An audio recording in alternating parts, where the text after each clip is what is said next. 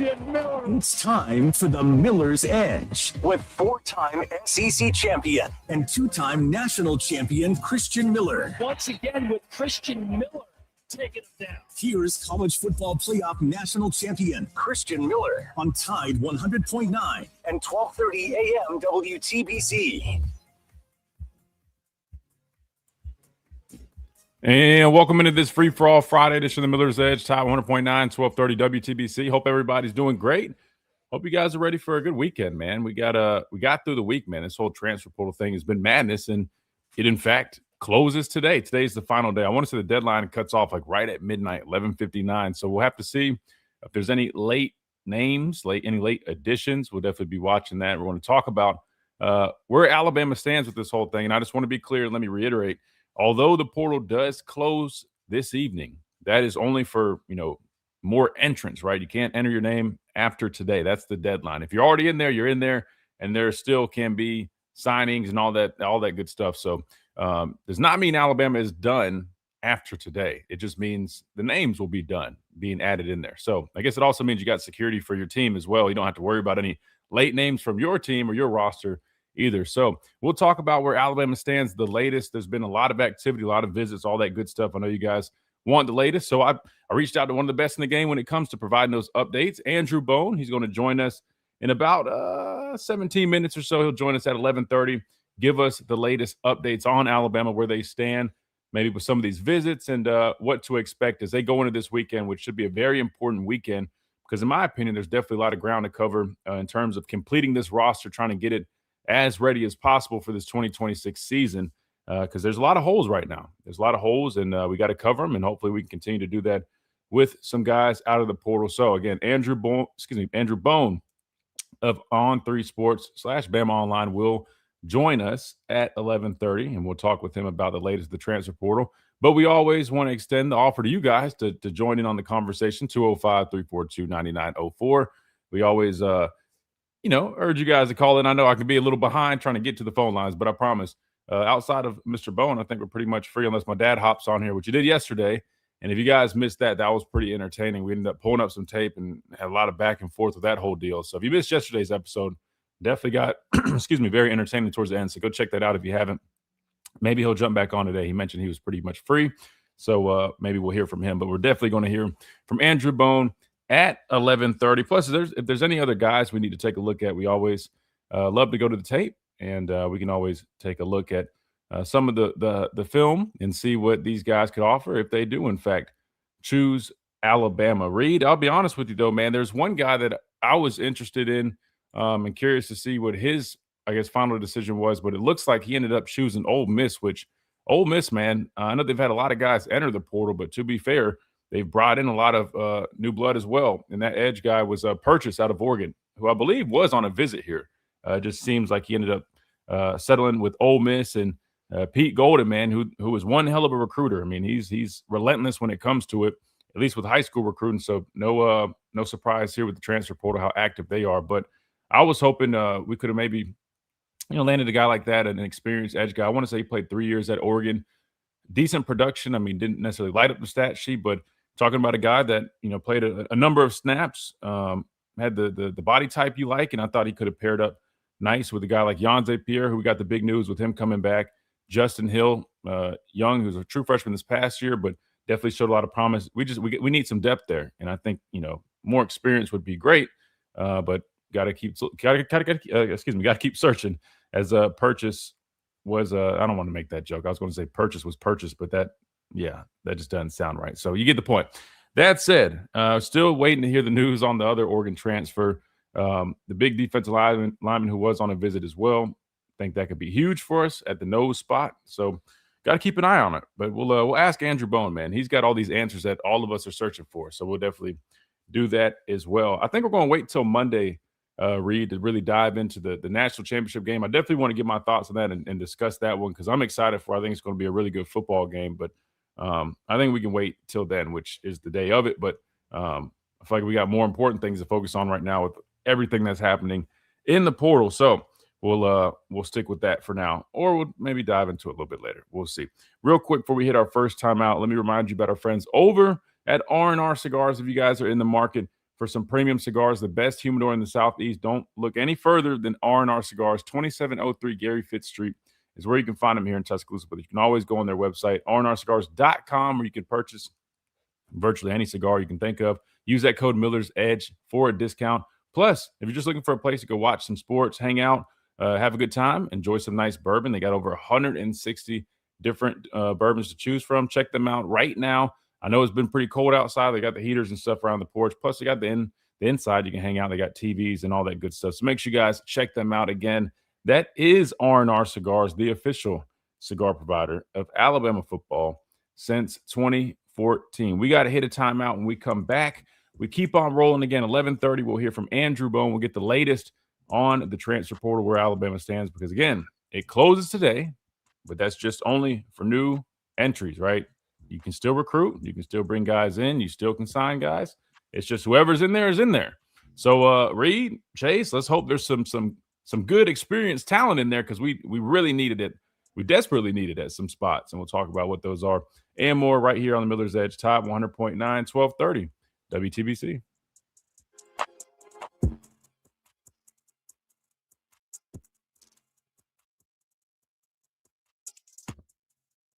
The Tuscaloosa Thread News Update is brought to you by Tuscaloosa Chrysler Dodge Jeep Ram, Tuscaloosa's destination for iconic Jeeps. Find adventure, power, and performance today. What's up, guys? Who we got in here? You Kenji, Jake, me, Courtney Morgan. The channel is Mariano Rivera and closed deals today. Yeah, we need some action. I ain't gonna lie to you guys. We need some action. If I'm being completely honest with you, it kind of feels like we're kind of left scrambling last minute. Not saying there's not anybody left in there, but a lot of these, decent players, I mean, they're getting snatched up quick, right? I mean, they're not just really hanging around. And once it closes today, whoever's in there is who you got to work with. And then it just all goes back to what I originally said, man. I mean, we let a lot of guys walk. I mean, it's important that you're going to be able to replace these guys with quality players. And right now, it just feels like we're kind of last minute trying to. I know and we'll talk with Andrew about it. We got a number of guys on visits, and some guys that definitely can come in here and probably contribute. But if I'm being completely honest with you, man, it seems like we struck out a bunch early on, and now we're kind of just left. I wouldn't say like with scraps. I wouldn't say all that, but you get what I'm saying. It's I don't know, man. I don't know. But we talked about it early on. I wouldn't say I'm like too shocked given, our history with stuff. But at the same time, I expect us to be a little bit better. Ryan Anderson mentioned you in his story. It was Big Breed tagging us in.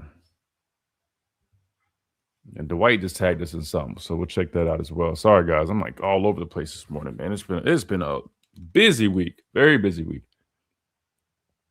Great Friday to you, Phil. Looking forward to shutting this portal process tonight. Yeah. I'm just curious if any like last minute names will pop in there that could definitely be of service. We'll have to see, man. Purchase didn't even visit Ole Miss, closed deal before he left. Damn. I think our AD is Pac-12. Why is Alabama lacking? Oh, man. Listen, I tried telling folks, man, the transfer portal is a different beast, man. It's a different beast. And if you don't have the same approach as these other schools, you can see it, man. You got to be relentless, man. You have to. And I don't know if we kind of just got a little, outpaced because we were trying to use our typical approach. But sometimes, man, you got to have a shift in philosophy.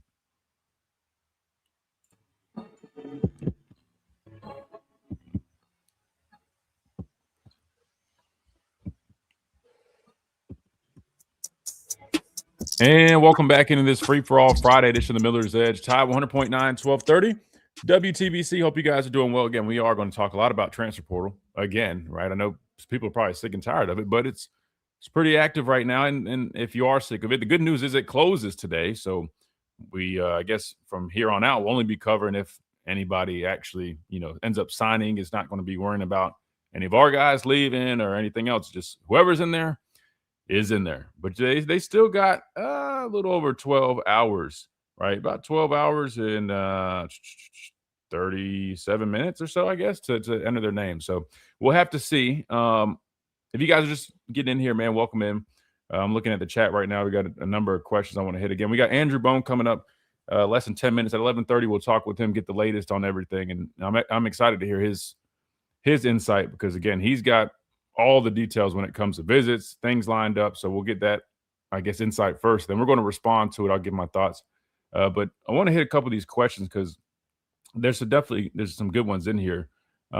Joey says, Christian, do you think they're choosing or thinking hunger and potential over flat out talent? He's referring to Alabama's approach in this whole portal process. I definitely want to ask Andrew that, but from my opinion, listen, I think it's probably two things, and this is just me, I guess, from the outside looking in, right? I feel like initially we probably took our approach where we didn't really want to get into bidding wars, kind of just, taking our philosophy, you know what I mean? Not necessarily saying taking our time, but doing things the way we want to do it. And I think it feels like what happened was you started seeing quickly, I mean, a lot of the good talent, just started getting snatched up. And I almost feel like we kind of fell behind a little bit. And now we're kind of left, I wouldn't say kind of scrambling, trying to figure things out. But the reason I say that is, we just have a lot of holes to fill. And again, I understand. I don't need people coming here saying, oh, man, do you not understand how it works? You can still sign after. I understand you can sign after the portal closes. But what I'm saying is the pool of players, every day that passed, there's less and less of an opportunity to hope somebody's going to get in the portal. And you also can do this too. There might be a guy that's not in the portal that you're trying to work behind the scenes. That's AKA called tampering. Everybody does it. I'm just saying, with the guys that are left, you don't really have the same luxuries you might have had earlier on. So I could be wrong, but just from my opinion, it just felt like we might have got passed up a little bit by some of these other schools that were just relentlessly just, signing checks left after right. I don't know, and I could be wrong. That's just kind of how it comes off to me. But I do feel like there is a little bit of a philosophy here that maybe they do want to lean into guys that, hey, we're not going to overpay for guys that we don't feel like are worth that. I think there's a little bit of that, and they might lean a little bit into the potential piece of it. But my thing is, if that's the case, we have plenty of young potential on the roster. That's not what we need. We need older, experienced, proven productive players to balance that out. So that wouldn't make a whole bunch of sense in my opinion. If their main mission was, let's just get young, unproven guys that have a lot of potential that, fit what we want to do. I feel like you just have a lot of that already. I just feel like the lack of experience in some key positions like the offensive line, to me, that's concerning. And I just felt like that would have been one of the main things we would have tried to address even early on. But the issue is, you see, these offensive linemen, they're charging a premium, especially if it's a proven, productive guy. So, I don't know. Andrew Bone might be able to give us a little bit more insight. I know I saw that they're doing like a panel with Aaron Suttles of Yale, Alabama. Now, I think there's like limited things that you can ask, but I'm sure maybe some of that stuff might come up. I will say I talked to Aaron earlier in the week. He's going to come here on the show once the portal finishes up and it slows down a little bit for them. So hopefully next week we'll get to talk to Aaron and maybe he can give us a little more insight on some of the way these things were kind of going. Like I said, I'm just telling you from, talking with folks and then also just kind of from my perspective. But that's a really good question. At the end of the day, the you just got to ask Coach DeBoer and Courtney Morgan, whoever it is that ultimately is making those decisions. But that might be a little bit more their approach. But I also feel like in the reality, we probably got edged out by some of these other schools for guys that we really wanted. And it's a tough game, man. You got to be relentless, cutthroat. Jake put this in the chat. I don't know if that's true, but he said purchase, the edge from Oregon, who when his name popped up, linked to us, I was like, man, that's somebody with experience, production, in the area of need. That would be a great get. And Jake just said he ended up signing with Ole Miss without even taking a visit. So, I think that tells you everything you need to know about how this whole thing is going on right now. So, it is what it is. Joey says, reason I ask is talent sometimes doesn't mean hungry. Yeah, no, I mean, trust me, we witnessed that. I mean, you're not wrong there, but my thing is there has to be balance. There has to be balance. You know, it's one thing to have young, hungry guys. I'll give you an example. So my first year with the Panthers, we had Ron Rivera, phenomenal coach. Matter of fact, now he's I don't know if it's AD or whatever his role is over at Cal, but he's kind of in charge of maybe general manager. But anyway, he's at Cal now, but longtime NFL head coach. Well, they fired him not even before we finished my rookie year. And then we ended up hiring Matt Rule. And Matt Rule's approach was very much I'm going to get rid of the old vets. I'm going to get rid of the guys that are, are staple pieces that have been here for a number of years in Carolina, that have proven talent in the NFL. And I'm going to bring in my guys that are buying into what I do. Matt Rule's system was very much a college type system that he was bringing to the NFL, which is not very common and typically does not work very well when you're talking about dealing with grown men, So that was his approach. And if you guys saw how that went, it did not go well. And I'll tell you why. I mean, it's one thing to get young, hungry guys, especially if you're talking about doing a complete overhaul early on and letting that really marinate. But we're going on year 3 right now. And the way that worked out with Matt Rule was when we would go out and play these teams with these dudes that had experience, right? I mean, you're asking, because he would target guys that were good athletes, young players, that might not have really been the best players in terms of talent, but man, they worked hard and they were great athletes and they're buying into what he was doing. But guess what? When you're asking those DBs to go line up against, the likes of Odell Beckham and Devontae Adams, I mean, no matter how hungry those guys are, those other dudes are just that much better and that much more experienced. But that said, I mean, you also looked at now it's kind of starting to pay off for the Panthers having a lot of youth on their team because they've been able to develop. But look how long that's taken. And I know Matt Rule is not even there anymore, but I'm just saying they still have a pretty young team.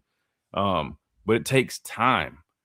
I don't think that would be like to go that route completely. I just don't think would be the right move for Kalen DeBoer and the staff. And that's why, in my opinion, I think, yes, they might have wanted some of those guys, but I think it's pretty clear. We got edged out by other teams. I mean, it's just a fact. I mean, even when you just look at Hollywood Smothers, running back, committed here, then he ended up going to Texas. I mean, like, it's been happening. We've gotten a couple guys on visits, and we haven't signed a whole bunch. We definitely signed some guys, and we were filling some areas of need, but like I said, we're lacking in the experience department, which I think is critical for this football team, especially with the positions that we need them at up front of the trenches, man.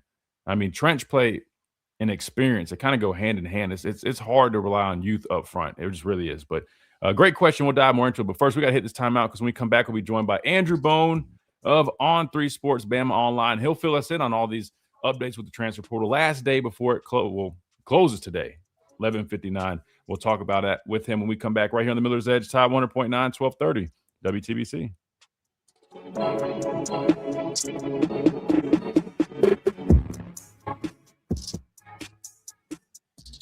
Do you have cracks or potholes that are dragging down your property's appeal? Hey, I'm Christian Miller, and I might not win right away with you, but eventually, if they're developed right, yeah, eventually you will start to see a lot of turnaround. But here's the problem, guys.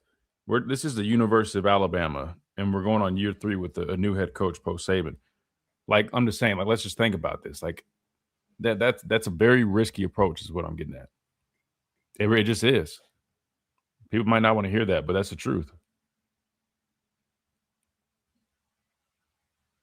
I believe Georgia right now is in a better state than Bama is. I don't know their exact roster, so it's hard for me to answer that. But, I mean, if you're saying just kind of where they're at in terms of what they're doing, I mean, Stetson Bennett. I can't speak, man. I swear. Today is one of those days. I mean, you got a quarterback coming back, so you got a proven quarterback there. They had a lot of youth up front in their offensive line, so I'm assuming I don't know who left or who stayed or whatever, but I'm assuming they're still there.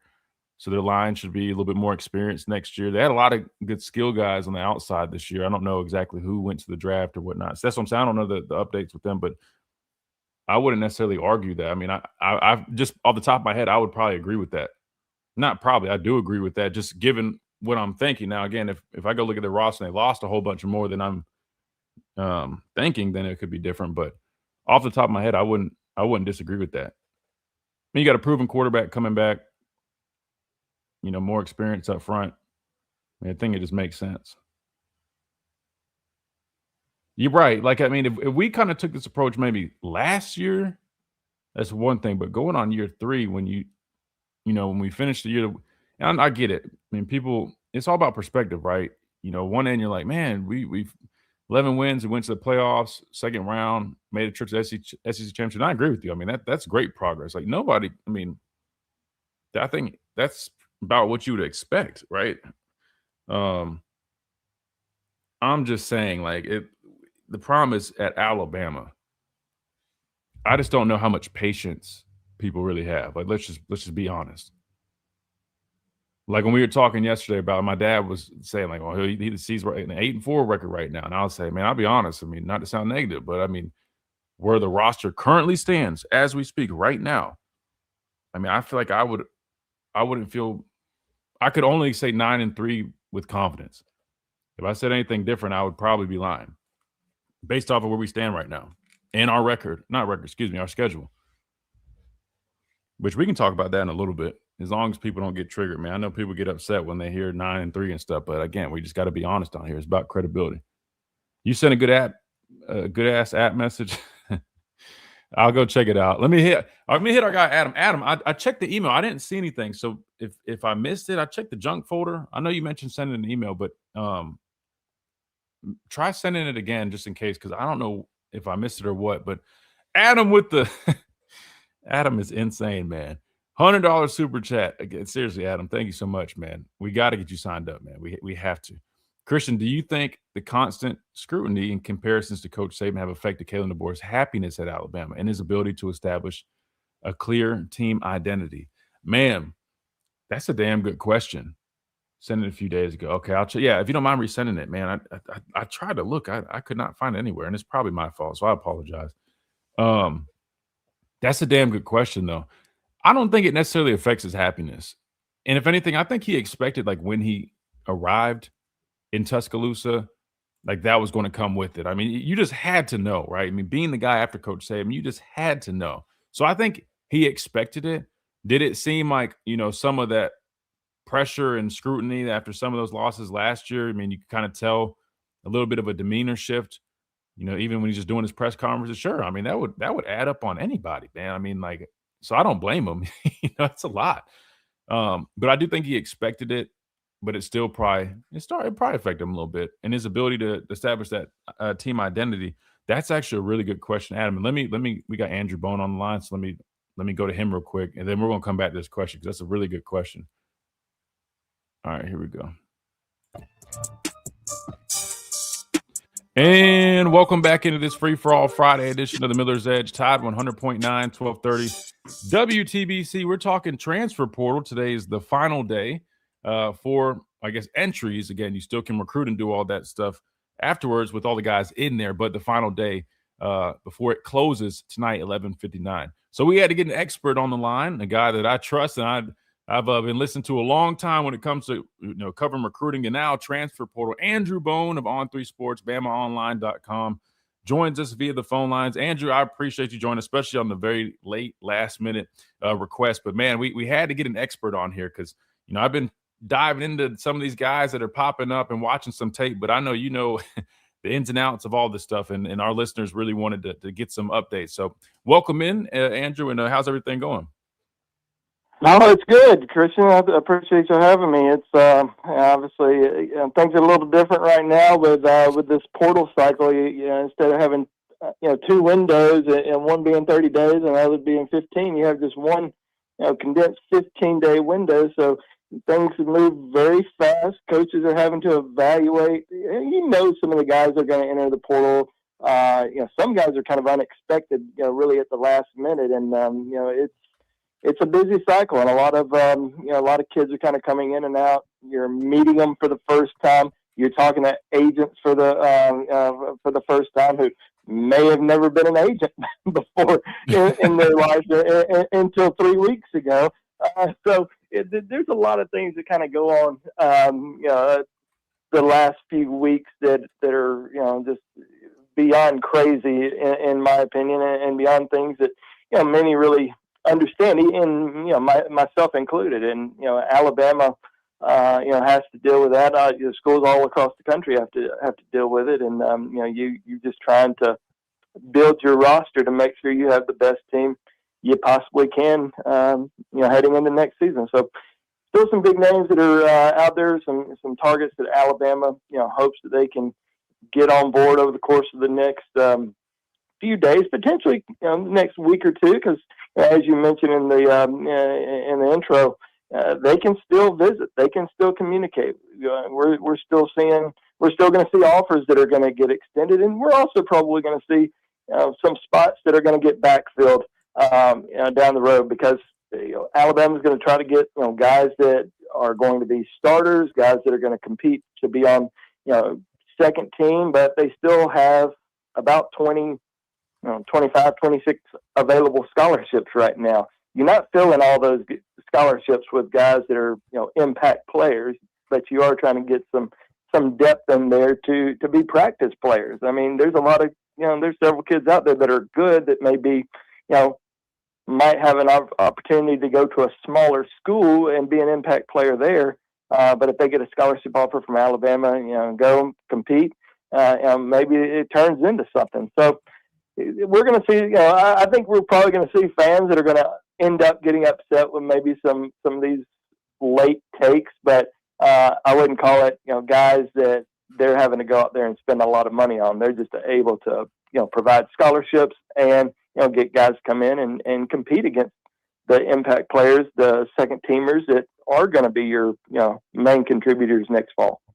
Absolutely. And that's a great point. And people have to remember that, like you said, that you've got bodies to fill, the new scholarship rules and the whole roster deal. There's a lot of people that are probably going to end up on this football team just because of that change alone. But you mentioned, Andrew, some of these names, they might not be the biggest splash names. And I just want to get your overall assessment, because we've had a lot of questions on the show asking, what is the approach that these coaches might be taking right now? Because it does seem like, some of these other schools, they're targeting a lot of these big names. And Alabama, either maybe they weren't targeting them or they might have missed out on them. And when you look at the guys that we have brought in, a lot of, probably younger players with potential, a lot of upside, but not necessarily a whole bunch of experience. I mean, from your assessment, how do you think Alabama has been approaching this whole portal cycle? And I guess the follow-up is, do you think the fact that we're targeting a lot of these younger guys, or have landed a lot of younger guys, is that more so what they wanted to do, maybe, like, or is it more of a matter of they might have missed out on some of the bigger guys or more experienced guys, and now they're having to settle? Yeah, I don't think they're necessarily having to settle, just because a lot of the guys that we've seen that have been targeted, that have been brought in for visits, that they have received commitments from over the course of the last week. These are all guys that they have offered in the they offered over the first week of the transfer portal.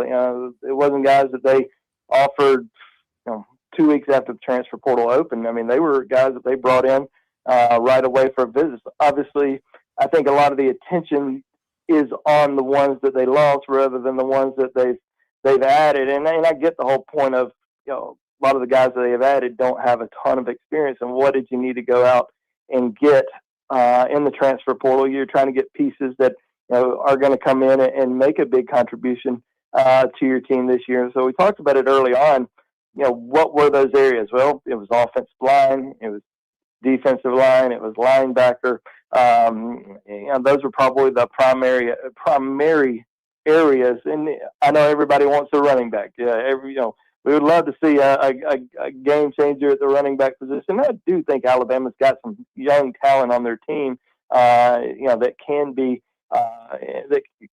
impact players. And it's good to kind of keep those guys on board. And they had Hollywood Smothers on board, for a minute. And that was kind of, something that surprised a lot of people, especially on the staff, because they were going to take a swing of it, at least for one, top end running back. And Smothers was kind of the guy that was at the top of their recruiting board, portal board, whatever you want to call it. And they brought in commits, leaves, I think what people don't understand is these financial aid agreements cannot be signed while they're on campus. They are signed the following day. They have to be out of town, home, or wherever. They just can't be in Tuscaloosa anymore. They have to be out of town. They sign these financial aid agreements. So the kid commits to Alabama, signs his paperwork or signs his scholarship, ends up enrolling in classes, returns home, get his stuff, and then all of a sudden doesn't sign his financial aid and gets gets a big offer from Texas to come in for a visit. So I'm not going to fault Alabama necessarily for that, as much as a lot of people try to say, hey, they should have had all that stuff done before he left town. I mean, they really couldn't, and they made him a good offer. It wasn't like they were being cheap, and they weren't cheap with Cam Coleman. They weren't cheap with a lot of these guys that they brought in. It's just they ended up losing, and you kind of see on the offensive line front, two of the top 3 offensive linemen, or 2 of the top 4 offensive linemen in the transfer portal, guys that they didn't go to Texas, they didn't go to Miami, they went to South Carolina, and they went to Kentucky, and teams that are able to maybe spend a little bit more because they don't have as much talent or guys that they're really fighting to bring back from their current roster. So as far as Alabama going out there and trying to find experience at the offensive tackle position, I think they've evaluated a ton of guys. I don't think they found really many that they feel worth or paying $2 or $3 million to come in. I think they found a few that they really liked, and those numbers continue to grow.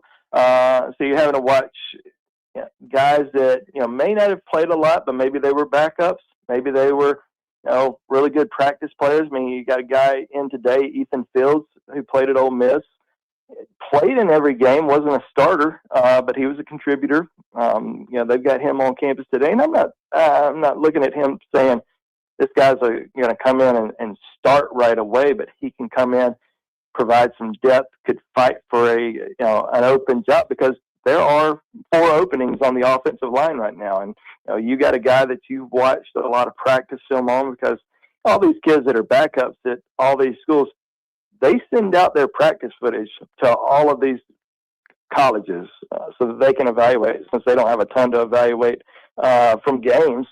So Alabama, Tennessee, Arkansas, those are kind of the main 3 schools that have been involved with him. They watch all of his practice film going up against Ole Miss's defense every single day at practice. And so, you evaluate that, you kind of cross-check it with other guys that are out there that may have been, starters elsewhere, maybe all conference players elsewhere, and they say, this guy fits us a little bit better, and plus he's, half the price. So, I know that people want the starter or the all-conference player from somewhere else,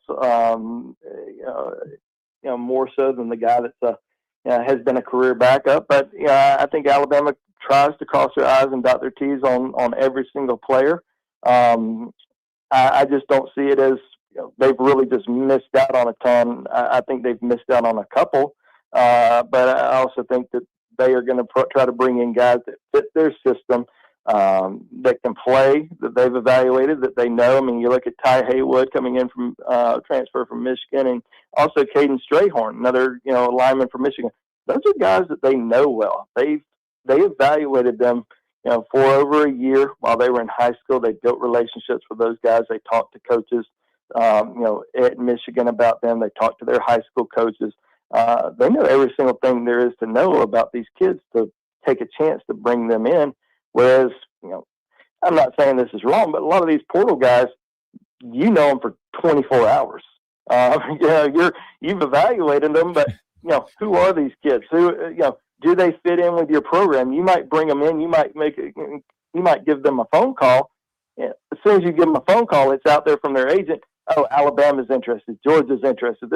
They may not be really, heavily involved and really going after you that much. They just might make a phone call and see, hey, we'd like to maybe bring you down for a visit and kind of see where it goes from there. And then, it gets out there that these schools are all over them, and that number just starts rising from other schools seeing that, top end schools are interested when they're, they may not really be. And, Wilkin Formby, I love Wilkin. I think Wilkin's a great kid.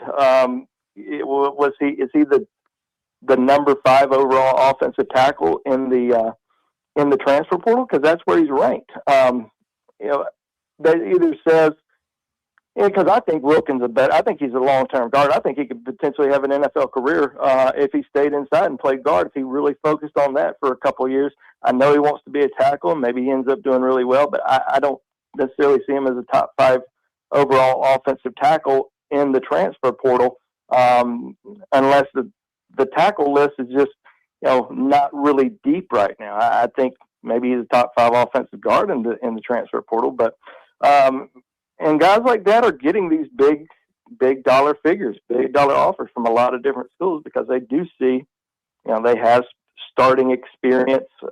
Wilkins obviously, started all season long, so he was going to, certainly get some big offers when he entered the portal.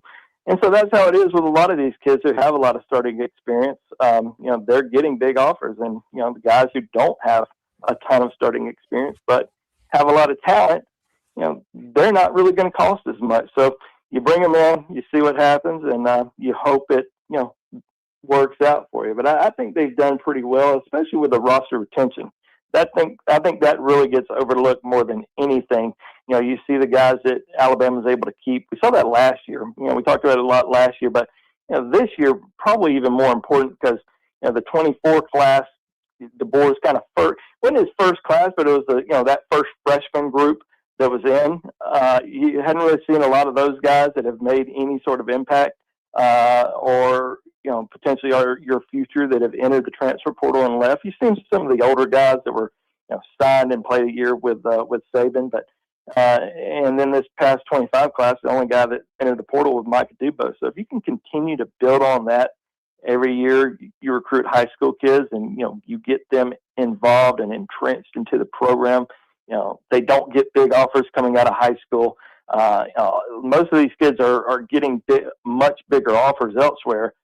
You come to Alabama out of high school because you want to be at Alabama, and you know that you can earn more money later, and that's what Alabama tells them. And they're going to fight to keep the ones that they feel like are going to make a big impact, and the ones who they feel like won't. We'll probably end up seeing those guys transfer because they can get more money from somewhere else and potentially make a bigger impact, at another school. So I think roster retention, high school recruiting are two very, very important aspects. You want to hit some needs in the transfer portal, but even if you're not getting the biggest names in the transfer portal, as long as you're kind of, filling your needs, getting some guys that you feel like can come in and really compete and help your team. I think that's what matters the most. It doesn't really matter to spend, $4 million on an offensive tackle when you need 5 offensive linemen. So if you would rather trade, 4 offensive linemen and just get 1 offensive lineman, then so be it. But, Alabama's just not going to do that.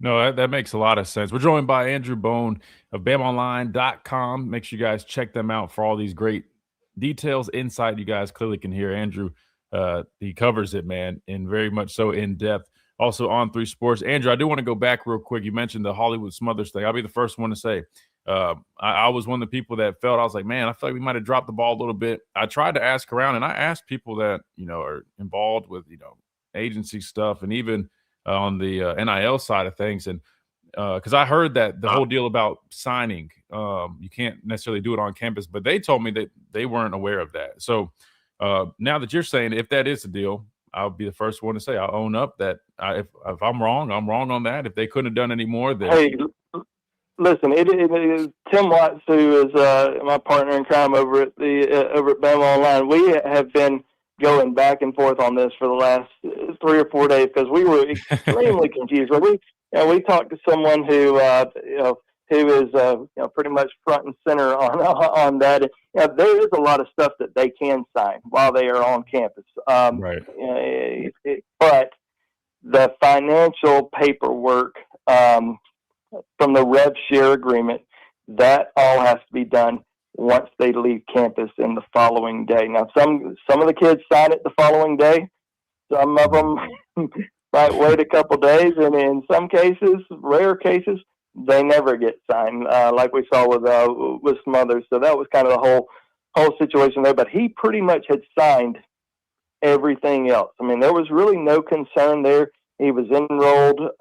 He was going to start classes. I think this week on Monday or something. He was going to come back over the weekend. Pretty much told Alabama, even though some of those they were getting other calls, everything was fine. And then I think it was late Thursday night, early Friday morning.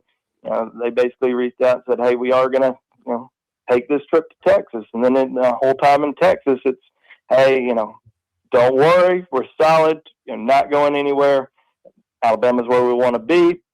And then Sunday morning, it's announced that he's signed with Texas. So, it's announced that he signed with Texas, but he signed his scholarship and signed his financial paperwork the following day. So it's just, it's unfortunate because now it was that one situation, and now everybody has to think that that's going to happen in every recruitment, and I completely get it. But and I think Alabama will certainly have their guard up a little bit more after that, because they never really had that happen in the past. It was kind of the first time it's happened to them, and I think the only other time that we've seen a transfer back out was oh gosh, I can't even think of the kid's name now.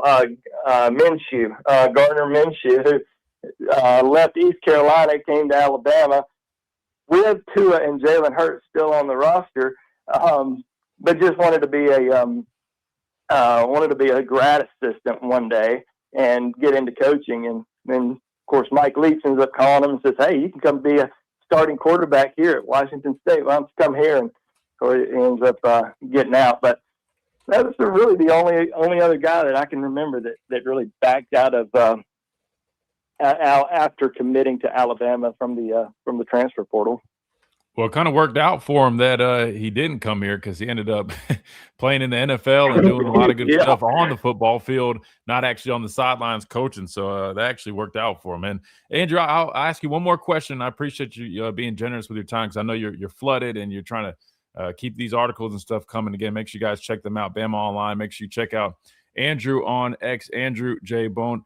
All right. The last day is today, but like you said, there's still going to be visits, and I know the weekend is a big time for some of these visits. I know Alabama's got a number of guys lined up that are either on campus or will be on campus this weekend. Just real quick for our listeners, any names to look out for that you guys might feel, not without spoiling some of your articles, but that you might feel like Alabama is in the running for or has a good chance of maybe getting signed for this portal class? Yeah, for sure. I mean, I think you're really looking at the offense and defensive line. With the offensive line, they've had 3 guys on campus over the course of the last 24 hours. Rayson Delgatti, who's a all-conference center from Cal Poly. I mean, they really like him a lot. I think they'd love to get him on board, but he's got a ton of offers. Might take another visit or two, but we'll see. I think they've got a great chance there. Nick Brooks came in last night from Texas. Big kid, 6'7", about 340 pounds. Just finished his freshman year. So started 3 games at Texas last season, but looking for a new home. So he's on campus. I think they've got a really good chance there. And then the Ethan Fields kid from Ole Miss, as I mentioned earlier, that's another guy. I think that they've certainly got some other guys that are going to be in town over the course of these next couple of days. Terrence Green, who is a monster defensive tackle from Oregon. Oregon's returning, I think, all of their starting defensive linemen from this past season, and he was in the rotation, had a great season, and then saw that all these guys are returning, so he ends up entering the portal. So that's a guy that we're watching very closely today as well. And then they've got a kid, Nico Brown. It's a wide receiver that played at Yale, had over 1,000 yards this past season. FCS All-American. Certainly a guy that we're going to monitor pretty closely. He's coming in later today. Does Alabama end up, really pushing that? They haven't offered yet. They want to get them on campus, kind of, fill things out, see if it, as long as everything checks out, check his height, check his weight, all that good stuff, meet with him and see if he gels with this team, then they might, really make a push. So a lot can happen over the course of these next few, hours, few days, and like I said, few weeks. So a lot still happening on the portal front, even though, that window closes tonight. But it's a good thing that the window closes tonight, because then, if, all goes smooth today, you don't really have to worry about, any of your other guys on your team, leaving. And, that's pretty much it. It's just all about adding from there on out. 100%. Yeah, I made sure I led with that earlier, that, hey, the portal closes. I mean, it's probably the best news is what you just said. You ain't got to worry about your guys leaving. Now you just got to figure out who you can bring in. So only additions, no more subtractions. Andrew, man, I appreciate you jumping on here, especially last minute, and offering all those great details. Real quick before you go, man, please plug all your good stuff, all the websites and whatnot, where people can keep up with all the good work that you're doing. Yeah, for sure. Well, obviously we know there's a lot of free stuff out there, but we try to stay on top of it every single day at bamaonline.com. You can check us out. We've got a great deal right now. It's a transfer portal special, $60 for 365 days of our coverage from team aspect, portal, recruiting. I mean, we cover it all. We got a great team of guys over there, but the best thing about Bama Online is our message board, where we are interacting with fans pretty much 15, 16 hours every single day on the BOL roundtable. So come check us out at BOL. We love to have you, and hopefully everybody will be happy with the rest of the portal season.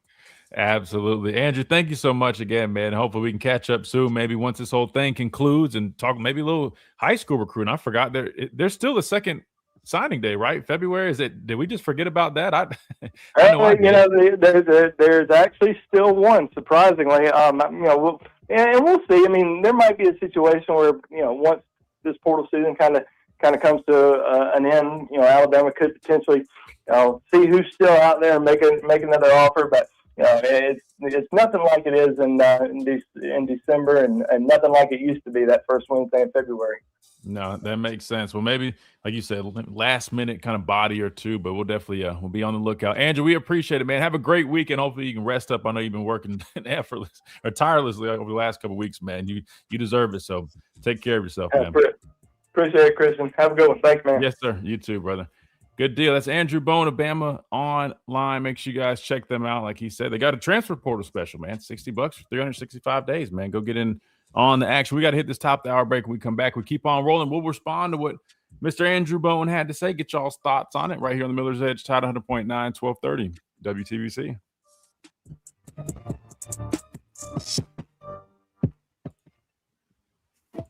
TBC Tuscaloosa. Appreciate that, Reed.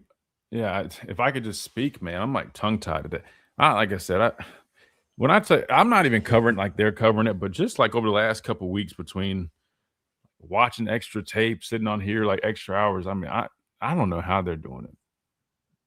Like, I mean, this weekend is much needed, man. So appreciate you guys bearing with me and all my tongue-tied stuff. But yeah, great stuff from Andrew. And like I said, I'll be the first one to say, if I'm wrong on something, then I'm wrong in terms of like the Smothers deal. When I said I thought we might have dropped the ball, and I felt like there probably was at least something. And I'll be honest, I still feel like there probably is something that could maybe give you a little bit more security. Maybe not that contract, but like he said everything that they could have. So I'm going to take his word. I tried to do my due diligence. I reached out to, like I said, folks involved in agencies. Hell, even a guy I know that works with the collective. And both of them, those two guys that I talked to, they both said they weren't aware on anything prohibiting guys from signing stuff, but maybe they didn't necessarily mean that specific one. I don't know, but I'm gonna go off Andrew's word right there. So I'll admit if I'm wrong there. So I'll own up to that. Based on what Andrew just said, it sounds like some others' camp was straight up dishonest. Yeah, I mean, they definitely sound like they misled people, which is definitely wrong. But to be fair, I mean, if something's not signed, it's not signed. I mean, so they're working within their right. But like you said, I mean, it's dishonest. It's, not playing with morals, I guess you could say. But, at the end of the day, this is a business. And, I mean, people do shady business like that. It's not right, but it falls within the lines, I guess. Heard about any running back visits? Just tuned in.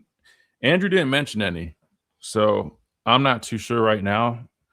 Q06, what's up? ¿Cómo te va? Espero que hayas estado bien. For perspective, UJ just signed an offensive lineman from Alabama A&M. I think Kirby's going to waste his scholarship and money on a guy that can't compete. That's a good point. Only thing I would say is, I know Andrew's, when he was talking about some of the, like the perspective, kind of how they're going about it. I think somebody in the comments said, like, if it was somebody they weren't real serious about it, they wouldn't be pursuing them. You know what I mean? Which I agree with. That'd probably be a waste of their time.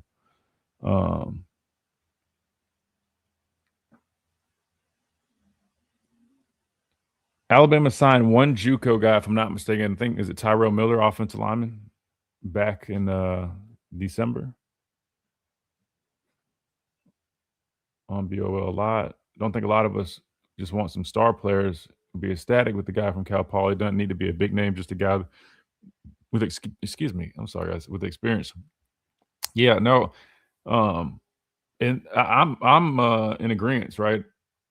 That's why I was even going to tell him, like, I don't. He was mentioning Wilkin with like where he was ranked. That's why I don't know who comes up with these rankings. I don't know how they determine it. I don't go by that at all. I'm just more so. I just know how important experience is, especially up front in the trenches. My thing is, if we're just going to lean so much into just like this is how I think. If we're going to take like a redshirt freshman from another school that haven't played yet, like it maybe has a little bit more potential, they feel like, than some of the guys we have. But I mean, if we recruited most of these guys that we have, didn't you think those guys had the potential to play too? I know we need bodies, but you get what I'm saying. Like,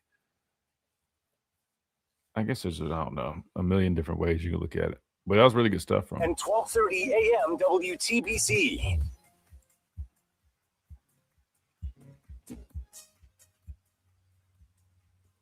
And welcome back into this free-for-all Friday edition of the Miller's Edge, Tide 100.9, 1230 WTBC, where we just got done chatting with Andrew Bone of Bama Online on 3 Sports. Make sure you guys go check them out if you haven't. Like he mentioned, they've got a special right now for the transfer portal. It's $60, I believe he said, for 365 days. So if you guys want to get involved with the Bama Online stuff that they're doing, I believe that's like message boards and stuff like that. You can check them out, get you that special, and hear from the man himself, man. Really good stuff. He filled us in. Reed, Chase, we learned a lot. And like I said this during the break, but let me say it via radio. I'll be the first one to tell you if I'm wrong on something. I will admit that I'm wrong. In terms of the Hollywood Smothers tweet that I put out, just basically saying, felt like we kind of dropped the ball. I feel like there's probably something we could have done. Felt like we just didn't maybe get everything signed the way we should have. Well, it sounds like from Andrew's perspective that they, in fact, did about everything they could outside of the actual revenue share agreement, which, that's like the big one that really locks you in, right? But he gave us a different answer of what I had gotten when I asked several other people about being able to sign on campus or not having to wait. But according to Andrew, which I'm going to take his word because he's definitely within the weeds of it, you can't sign on campus. So if that in fact is the case, then I'll be the first one to tell you. I apologize for saying that we might have dropped the ball on that. I still, for some reason, it's not because I just want to be right. I promise it's not that. I don't have no problem being wrong. But something still tells me, because I just feel like we hear these guys that sign or whatever a lot quicker than it might. And I don't know if it's different. I've been trying to even just do the research myself to figure out exactly where this rule came from or what it exactly entails. Because I'll be honest, I don't know. And I'll be the first one to tell you, I don't know how half of this stuff works. That's why I try to just rely on the people that I do ask. But I know there's a couple questions that you guys might have had for Andrew, but I didn't want to hold him too long because, again, he was with us almost 30 minutes. But maybe I can try to give some type of insight. I know there was a app message from Tia that we need to get to, a number of other things. We're open on the phone lines, 205-342-9904. If anybody wants to jump in on the conversation, talk transfer portal, talk our expectations this upcoming season, I definitely want to dive a little bit into that again. My dad brought it up yesterday, and to my surprise, This time around, Reed Chase, like normally my dad, you know him, man. He's outspoken. If he's going to say what's on his mind, and if he's not really feeling something, or he's like, I don't think this is it, he's going to say it. And he was straight up. He didn't have a whole bunch of confidence going into next season where things stand right now. And to my surprise, a lot of folks in the chat actually were agreeing with him for once. Normally, I mean, it's all hell breaks loose when he remember last year, was it last year or the year before, he threw out the 8-4. I mean, everybody went nuts. No, it was 2 years ago. We ended up going 9-3, and people kind of softened up a little bit, like, okay, he went too far off.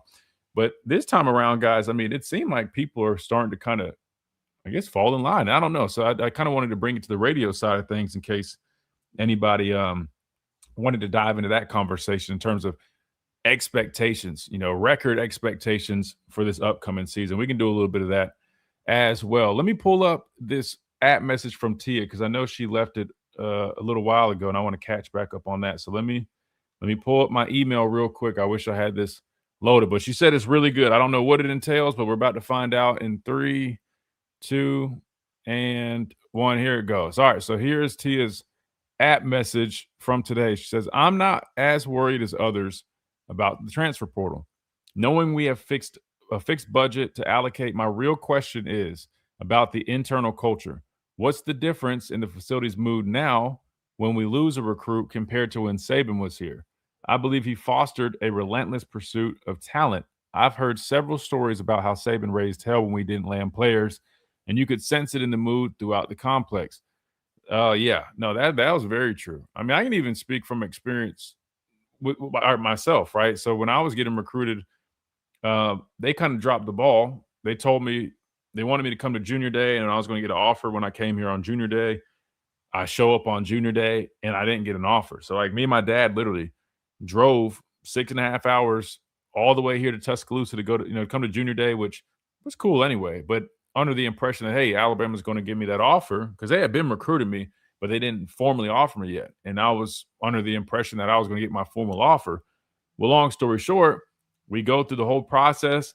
Matter of fact, they asked me on Outkick about the button. He hits the button. Me and my dad go in. We're chopping up. We're sitting down. He's got the ring case like I got here on my little computer desk with all his rings. He had it sitting in front, and all that. The whole presentation. Him and my dad are chopping it up. Bill Parcells, all the connections that they have from football and the coaching world. Everything went great except one thing. I never got offered. And normally, I don't know if you guys know, but like normally when you get offered, there's verbal offers. And I think nowadays, I mean, actually, can physically like probably send you like an offer. If I'm not mistaken, I think people would do that, right? But anyway, I didn't even get a verbal offer. I mean, the words didn't come out of his mouth. Everything, we heard everything else, and everything was perfect except we never got that. And I remember me and my dad literally, as we walked out his office, like literally right as we stepped out of the office, I was like, did he offer me? And he was like, I don't think so. And so we were just like, yeah, no, he definitely did not just offer me, which it was fine. It was what it was. A little disappointing. So long story short, I go back home, and then I end up committing to Florida because I just felt that, all right, well, Florida offered me off the rip before Florida offered me as soon as they hired the guy from South Carolina that recruited me, Coach Lawn, who actually passed away, man. Great coach. He's my dad's coach, but he got to Florida. They offered me off the rip. I looked at it like, man, Florida, I like the area. You know what I mean? I think Florida had a similar defense in terms that Will Muschamp, comes from Saban's tree. So I looked at it like, hey, it's kind of similar to Alabama. I like the jerseys, going play in the swamp, being able to do the gator chomp, all that cool stuff. So I ended up committing to Florida. As soon as I did that, I'm getting blown up in class. And I'm sorry if you guys have heard this story, but if you haven't, it's a pretty interesting story. I'm in class. I literally was in class as a junior in high school, and my phone was just going off. Like just vibrating. I'm like, man, like, cause back in the day, like, man, you get in trouble if you had a phone in school or you pulled it out or were on it. So I'm like, bro, who is blowing up my phone? Man, I look, it's Coach Rump, right? I don't know if you guys remember him. He was a defensive line coach. He was my recruiter. So he's blowing up my phone, trying to call me. He's sending me messages on Facebook. Cause back then, Facebook was a big, platform to message coaches. Like I used to literally like send tape out on Facebook and communicate with coaches that way. Long story short, he's blowing up my phone. And I'm like, dude, I'm in class, man. I'm like, and he's over here like, what happened? All these question marks.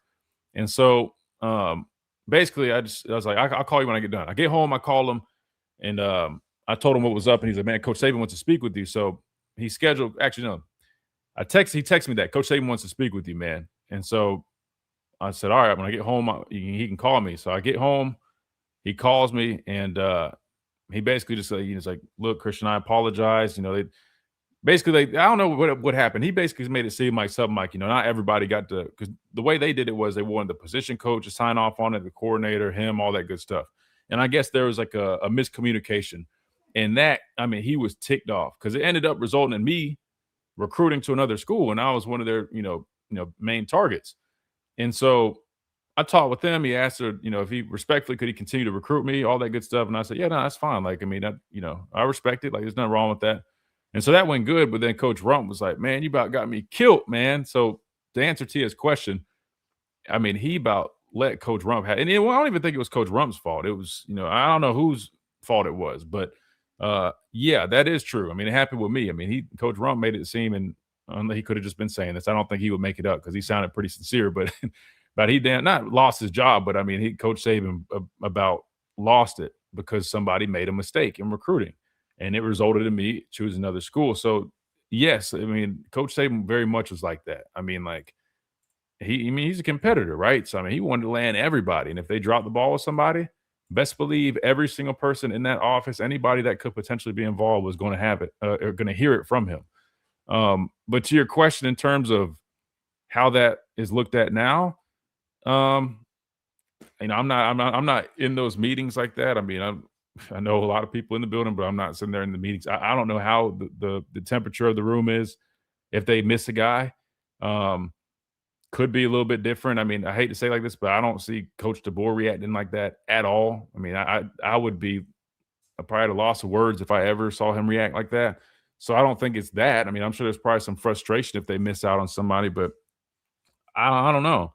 I mean, I feel like this staff, they obviously can recruit well. When you look at high school recruiting, they do a good job of it. I just think in the transfer portal, like I told you and others, like it's a different animal. And like you guys heard Andrew Bowen, I mean, it's not like if Bama is interested in somebody, I mean, they'll try to step up to the plate. But this is one thing that I kind of took away from that. And maybe I'm just reading too much into it, but I'm curious if you guys kind of took it like this as well. He mentioned names like Cam Coleman and Smothers. I'm sure maybe Peak or some of these other bigger name guys, more experienced guys that we were in on that ultimately chose other schools. The way he worded it was that we were, very much competitive in terms of like in a financial space, right? Like he made it seem like, no, it's not like Alabama is not offering up money. So my thing is like, all right, well, if we're being competitive from a financial standpoint in these recruitments of these guys via the portal, why aren't they choosing us? That's kind of where my mind went with that, because I'm like, all right, it's one thing if we're taking the approach of, all right, Alabama, they're a little more conservative with their money, which I still think we are. I don't think we quite offered what we might have been in the running for Cam Coleman, but I don't know if we offered exactly what Texas offered with either of those guys. But if we were, in fact, in that ballpark, like Andrew said, that to me is a little bit more telling and probably a little more concerning. Because if you're telling me that Alabama is matching, which he didn't say the word match, but he did say like Alabama was competitive. I think those were his words. I don't want to, take his words out of context, but competitive with those offers for some of those top players.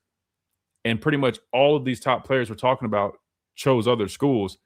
That to me is a little more concerning than just saying, oh, Alabama's not forking up the money, because that implies that they feel that another school is either a better fit, a better situation, or has a better chance of developing them to get them to the next level.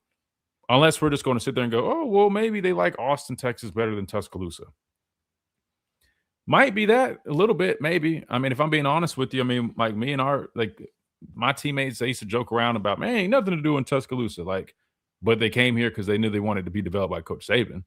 I mean, if they were comparing Tuscaloosa, no disrespect to Tuscaloosa, I mean, Tuscaloosa is great, but for a lot of these young dudes, I mean, it's not necessarily everybody's cup of tea. Maybe it is something a little along the lines of that, but I don't know.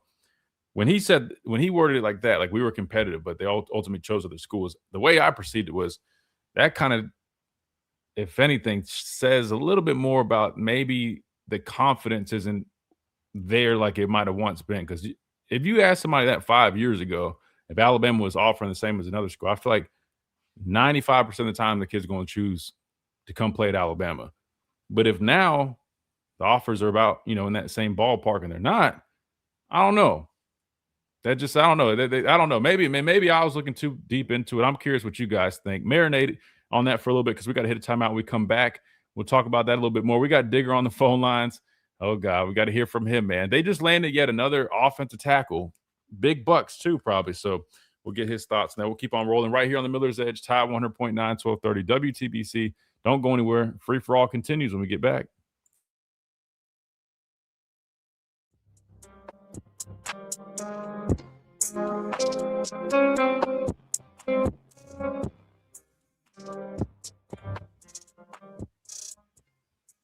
Hi, I'm Marty Long.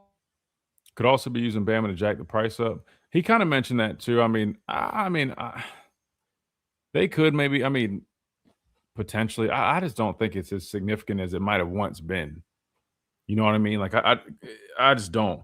If anything, if you're going to use some school for leverage to jack a price up, probably should do it with another school that people are known to pay a lot more money. But if you're just saying like, oh, well, Alabama's interested, then we should offer. But I just don't know if it still has that same significance, guys. Another chat from Mario. Shout out to Mario for the super chat. He says, what if this philosophy is the old philosophy, meaning every recruiting class competes for a natty by their junior year? You're saying like by the retention? If that's going to be the case, we got a ways to go because we're going on year 3 with DeBoer. So that would mean, do we count that first year as his class? How many official signing classes has DeBoer had? What, maybe, is it 2 now? This is the second one? Because the first one I don't think counted as his. Yeah, I don't listen. I'm all for the recruit, develop, retain, develop. You know what I mean? Like year after year. Like I'm with all that. Honestly, I really do. I just think in this day and age, man, you just have to have proper balance. He made an interesting note though. He said there's only like one guy that's left. Is Alabama going to sign him? Yeah, no, they definitely will. They will, man. It's like I said, it's probably like, he mentioned 3 offensive line. I'll be honest with you. If we signed that center, we signed one of these guys, whether it's from Ole Miss or Texas, probably going to be a guard. You look at the offensive line, there's definitely going to be question marks just because, we just don't know how they pan out. But I would feel a lot better than I do right now, currently the 16th of January, where the roster stands. Just because that center, like he said, has a lot of offers. So it didn't sound like he was super confident, but he definitely felt a little confident there. But if you land that guy who's got experience, I don't care if it's at Cal Poly, man. Dude's played a lot of snaps. And I like this tape. We watched this tape. You got that role filled. You got Michael Carroll that can play right tackle. Will Sanders can play. I think he's more of a left guard this past season. So those are 3 guys that you're like, all right, we definitely can work around that. And then left tackle is a big one. You got 2 young guys competing, 2 redshirt freshmen there competing. And then you land either the Texas or the Ole Miss guy. They might not have a bunch of starting experience, but they'll probably compete for that right guard spot. I'm just saying, I think the way the offense line takes shape looks a little bit better for sure than where we're at right now. I still wouldn't be left with the impression that we're just going to have like the best unit by any means, but you just feel a little bit more confident. I don't know. What do you guys think? How did you perceive that thing from Andrew? What we think is competitive doesn't necessarily mean it was near the numbers. And I agree. I didn't think it was. It's just the way he worded it. It kind of sounded as if like, people think Alabama's not being competitive, but they are. I think if Greg was applying more pressure to the board, it'd be. I'm telling you guys right now, there's a little more pressure behind the scenes. There is.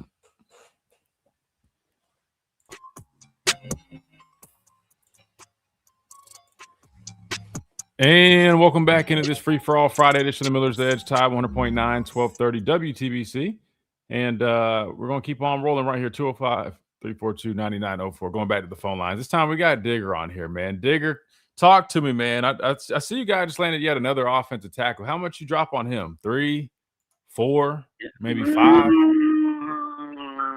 Good Even question. more? It was going to be way cheaper than Seaton out of Colorado. So I mean, that guy's asking top dollar, and they kind of waived on him. They're not, even though he paid a visit to Texas, I don't think they're willing to dole out that kind of money, even though he's worth every penny. Yeah, he You is. know. Wait. Bottom line You mean is, Texas backed out of somebody because they were asking for too much money? we've always done that. We manage our rosters now. Okay. I know that's kind of hard for you to believe. So I guess. I mean, look, do you think we had the highest bid when it came to Cam? No. You don't think so? Who do you think did? We weren't the highest bidder. Who was? Tech was the highest bidder. Oh, well, So that's fair. Texas Tech was the highest bidder. Why do you think he went to Texas? Well, the money was close. I'd imagine you got a quarterback that's coming back in Arch Manning. They're obviously investing in other pieces. So what a revelation! He's a better quarterback at Texas than at Auburn or Tech or even Alabama. Who's your starting quarterback at Alabama? you got two young guys with a lot of potential, but you got two young guys with a lot of potential. But I'm with you. I mean, if I'm a receiver like that, I mean, it seems a little bit more secure to go to a team with a returning starting quarterback. I mean, I can't argue that. Okay, I mean, I'm just saying, does Cam want to go where he's got to work with somebody who hasn't started yet? Okay, so you knew that was the storyline. It wasn't everybody thought it was the highest bidder. He took every visit except for USC. Okay, he took every visit. He weighed his option. Okay, and they said, "Hey, we're in the ballpark on what you want, but look what we have here. Look who's under snaps. Okay, who's under center. Okay, do you want this guy to throw the ball to you?" Okay, it was an easy answer. Easy. Okay, kind of like Ty Simpson. $6.5 million to go to Miami, and he opted for, not me saying it. It's 18 GMs from the NFL said he's a first-round pick. That's a no-brainer. Why are y'all questioning him? Who questioned him? Y'all giving him, this is great for your legacy. What? It would have been dumb if you took that money and went to Miami. Holy cow. You would have lost out big time. Well, I know. Well, I'll say this. I mean, I said he was in a win-win situation. And you take the $6.5 million and go to Miami, you get a guaranteed $6.5 million, and then you get a chance to cash in again the following year in the next NFL draft. So I don't think there's anything to really lose there. But you're getting more money as a No. But I was about to say the second part. The other reason. Listen. The other reason I said it's a win. I said this on the show. I said this on the show yesterday. To be fair, I said yesterday, I don't think it was like that hard of a decision for him either, because we looked up the last NFL draft and those slot values, the projected signing bonuses, and the bare minimum for like the 32nd pick was like $7.5 million, which, to your point, he was regarded as a first-round pick, according to his dad and his camp, after speaking with various front office personnel. So that guarantee is already more than the $6.5 million, and you don't have to risk going back and getting injured. Not to mention Dante Moore dropped out and it just bumped him up to probably quarterback 2. So I'll be honest with you, I agree with you. I don't think it was that hard of a decision for him either. But I still think you can still celebrate a guy just acknowledging like he didn't really feel comfortable going and doing that regardless. But I also think the other part is this probably wasn't like as drastic as some people might have made it seem either, though, because like you just said, he's going to get paid even more as an NFL draft pick this upcoming season, barring any, I guess anything changes or something comes up crazy. But yeah, I'm not disagreeing with you. Even with the Texas thing, I get it. If I'm a top receiver, like that, that's important to me. Like, who's throwing me the football? That's a big deal. Granted, I think our quarterbacks have a lot of potential. They're going to be great players, but they're not proven. And this guy's going in on his last year of college football. I know he has another one, but he's going to leave for the draft. That's something to consider. But don't make it seem like y'all aren't paying top dollar. Texas Tech might have edged you out, but come on now. You clearly are paying we're competitive and we offer what everybody else is, but we're not going to overpay. Really? We did that with the high school. recruits, and look what happened. Wasn't Arch Manning like the highest paid recruit like ever? Most of it, and you saw what he did. He gave the money back too, so we can get more players. But that doesn't take away from the fact that you guys paid it. Yeah. I'm just saying, don't make it. You listen, and a lot of it was NIL. So come on, Digger. You got to meet me in the middle, Digger. You got to meet me in the middle. Listen, you know me. I don't wear crazy glasses all the time, and I'll agree with you on a lot of more stuff. Than the usual. But Digger, you can't sit here and seriously believe y'all aren't paying top dollar.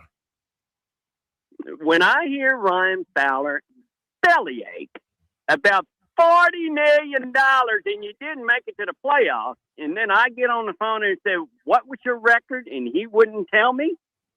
What was the record, Christian? What was your record for this year? 11-4 total. If you're talking about complete, right? There you go. And what is your winning percentage there?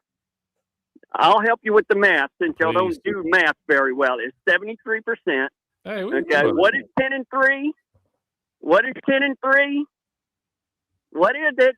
I don't know. You're the one that you're doing the math. Do it. It's 76%. Okay. Fowler had a problem with that. So if you're going to sit there and bang on Texas about spending $40 million, which is a lie, okay, it's not true. That's not an even comparison. I mean, it's not an even comparison. You to acknowledge that. So, Digger, that's not an even comparison. But Digger, though, come on now. You're doing some sleazy math here, man. Like, let's compare regular season records. That's fair. You can't compare our record that we played in the extra game, the SEC championship game, extra 2 games in the playoffs, right? I guess you guys played a bowl game, so we'll say one more. What would you?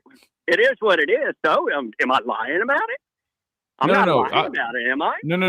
But no. I didn't say you lie, but I'm saying it's not an even comparison. You got to compare the regular, like the same amount of games for that. So if you're going to go off of win percentage, you got to go off of regular season records to make it an even comparison. That's all I'm saying. Just saying. Am I lying? But when I said that. No, your math is fine, but it's not even. Is all I'm saying. No, come on, Digger. Listen, Digger, come on now. Look, I'll be honest, Digger. You know, I'm fair, Digger. Don't do that. I'm too fair for you to try to come on here and do this to me. I'm way too. I already agree with half what you said. You know me. Listen, I know you're bringing up other shows. You already know better than anybody.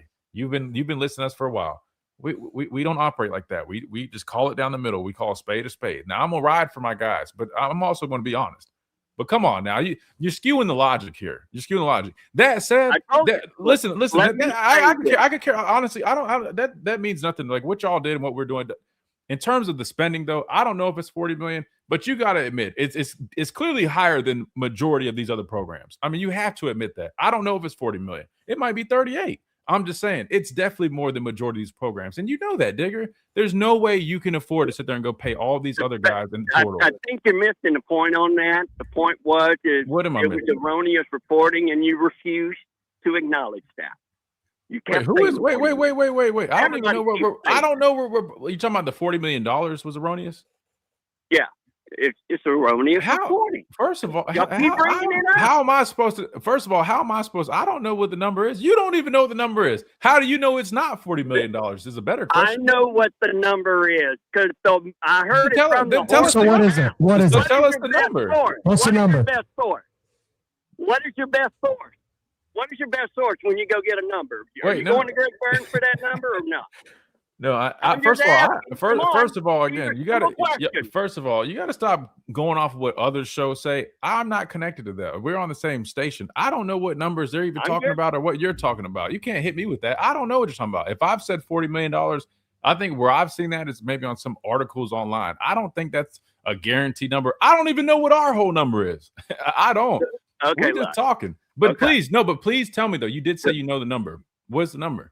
I'm curious. I do know. I'm genuinely curious. And it was 28.5, not 32, not 35, not 37, 28.5.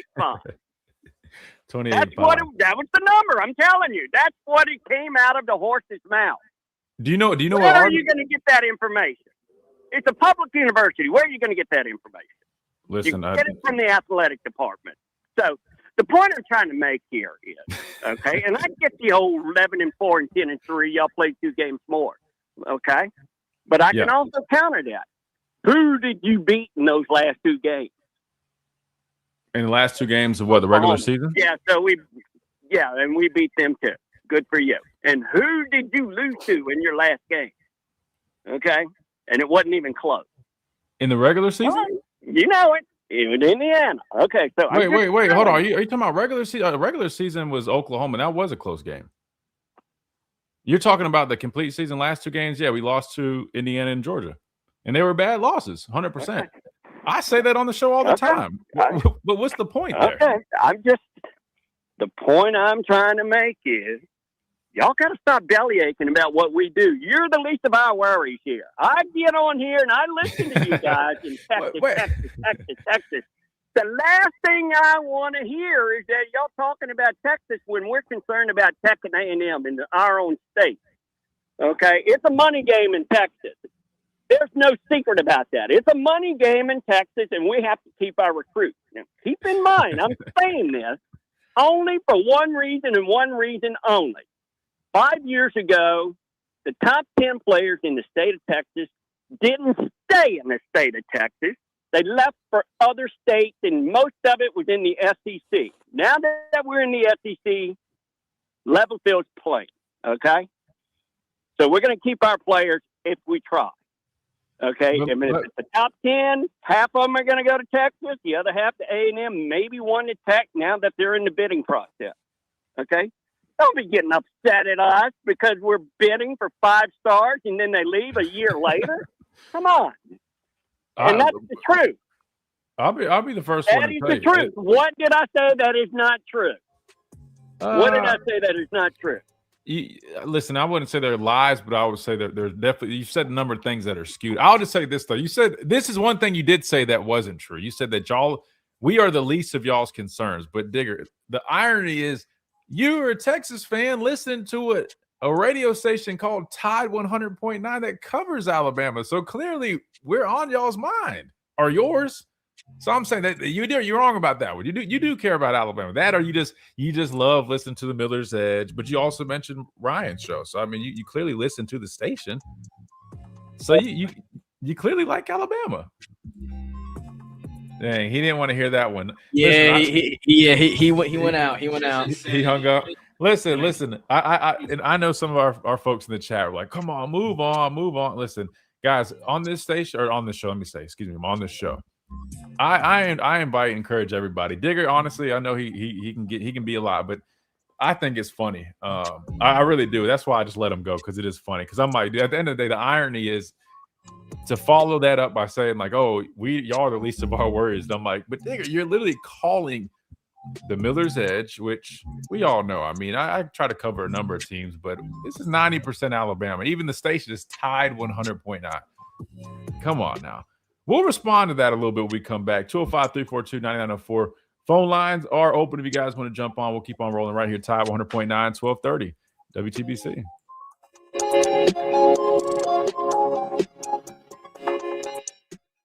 Do you have cracks or potholes that are dragging down your property's appeal? Hey, I'm Christian Miller, and at Asphalt Restoration. Oh, man, Digger is funny.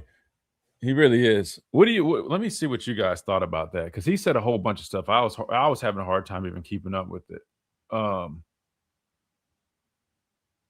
Digger just dug himself in a hole he couldn't get out of. Yeah, I'm like, why do you hang up? I just wanted to hear him answer. Like, if you don't care about Alabama, why tune in to Tide 100.9? I mean, that'd be like me listening every day to Longhorn 93.05.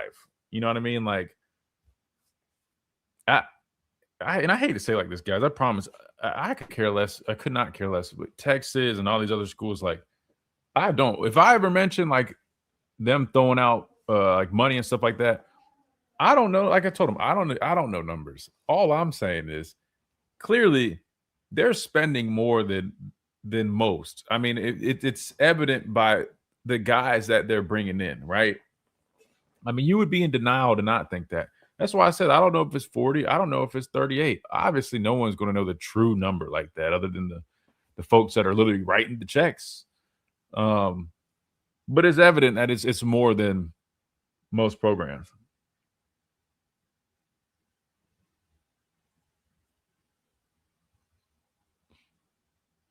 I'm like, come on, Digger, you know me, man. Like I'm fair. I'll shoot him straight. I'll be the first one to say it. Like I understand why a guy like Cam Coleman, if he was if it was coming down to it. No disrespect about Alabama, but I'm just saying, like, I know from a player perspective, you're talking about going into a like I view like a year 3 for a guy like that who's a projected probably first round pick. Like that's almost like a contract year, as we say in the NFL. Like you got to have your best year, right? Because why? You're expecting a big contract. You got to play your best. If you're transferring, you're already kind of, you know what I mean? You're in a situation. It's a little bit different than NFL in that regard. But I'm not going to blame a guy like that if they're paying top dollar and there's a quarterback coming back that he feels confident in. I mean, one could argue that Arch Manning was not very good the first half of the season, but I have no problem saying second half of the season he started figuring it out and really started playing much better football. That's why I'm like, he's got to stop listening to other shows and like assuming everybody. Like I have no problem giving credit where credit's due. Like I'll be the first one to say I think Texas is a solid football team. I mean, they're not, elite right now by any stretch, right? I mean, I think the record, proves it. But I know y'all mentioned to bring up Georgia. I didn't even get to bring that up. But yeah, I mean, it looks like what was their score to that game? 35-10. I mean, so they lost by 25. What did we lose by? What was the score of our game? Would you consider corrective criticism hate? In what regard? No, I think it depends also. I mean, what you're referring to, but who's under more pressure, Sark or DeBoer? It's a good question. What year is it for Sark right now?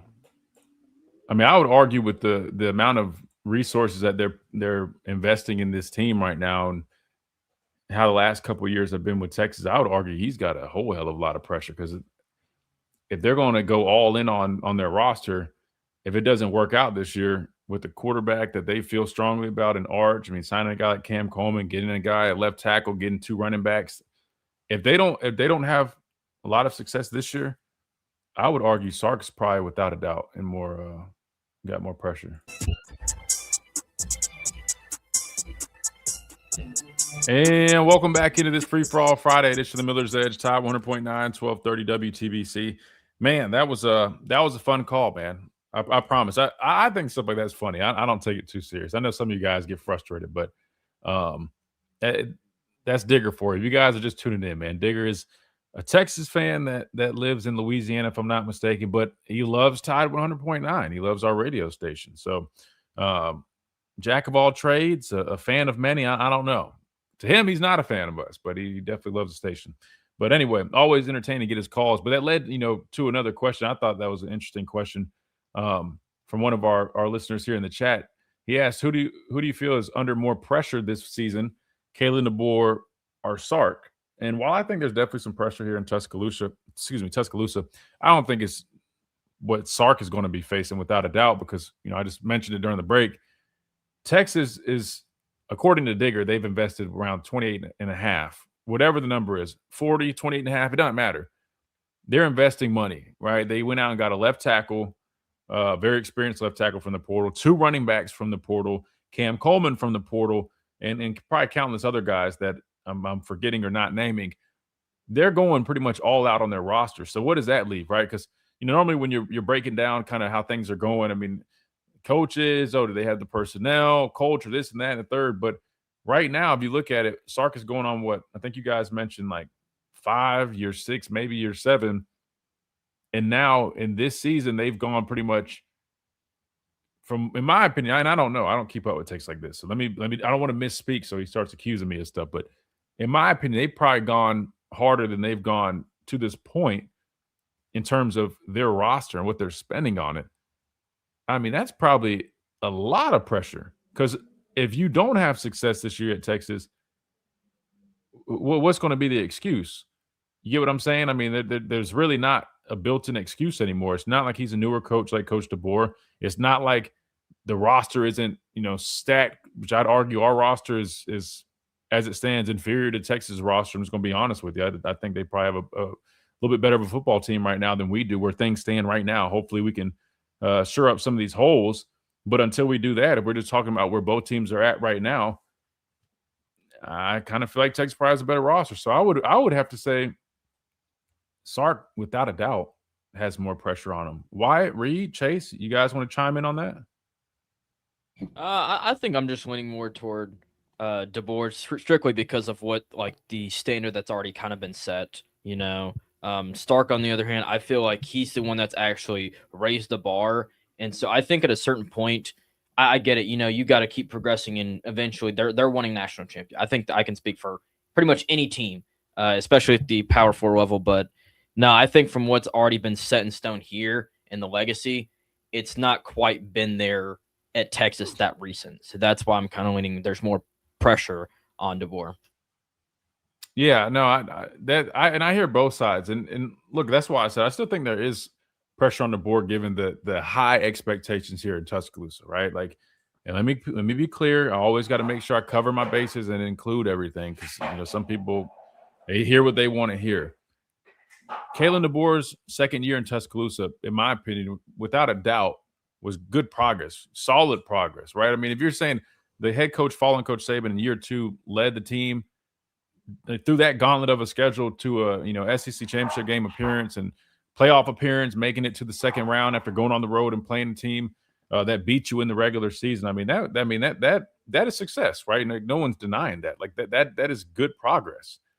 The thing is, I agree with you, Reed. Though our standards are just so high here in Tuscaloosa that, like my dad's always said, like if any other school did that, I mean they would be marched around having a parade postseason.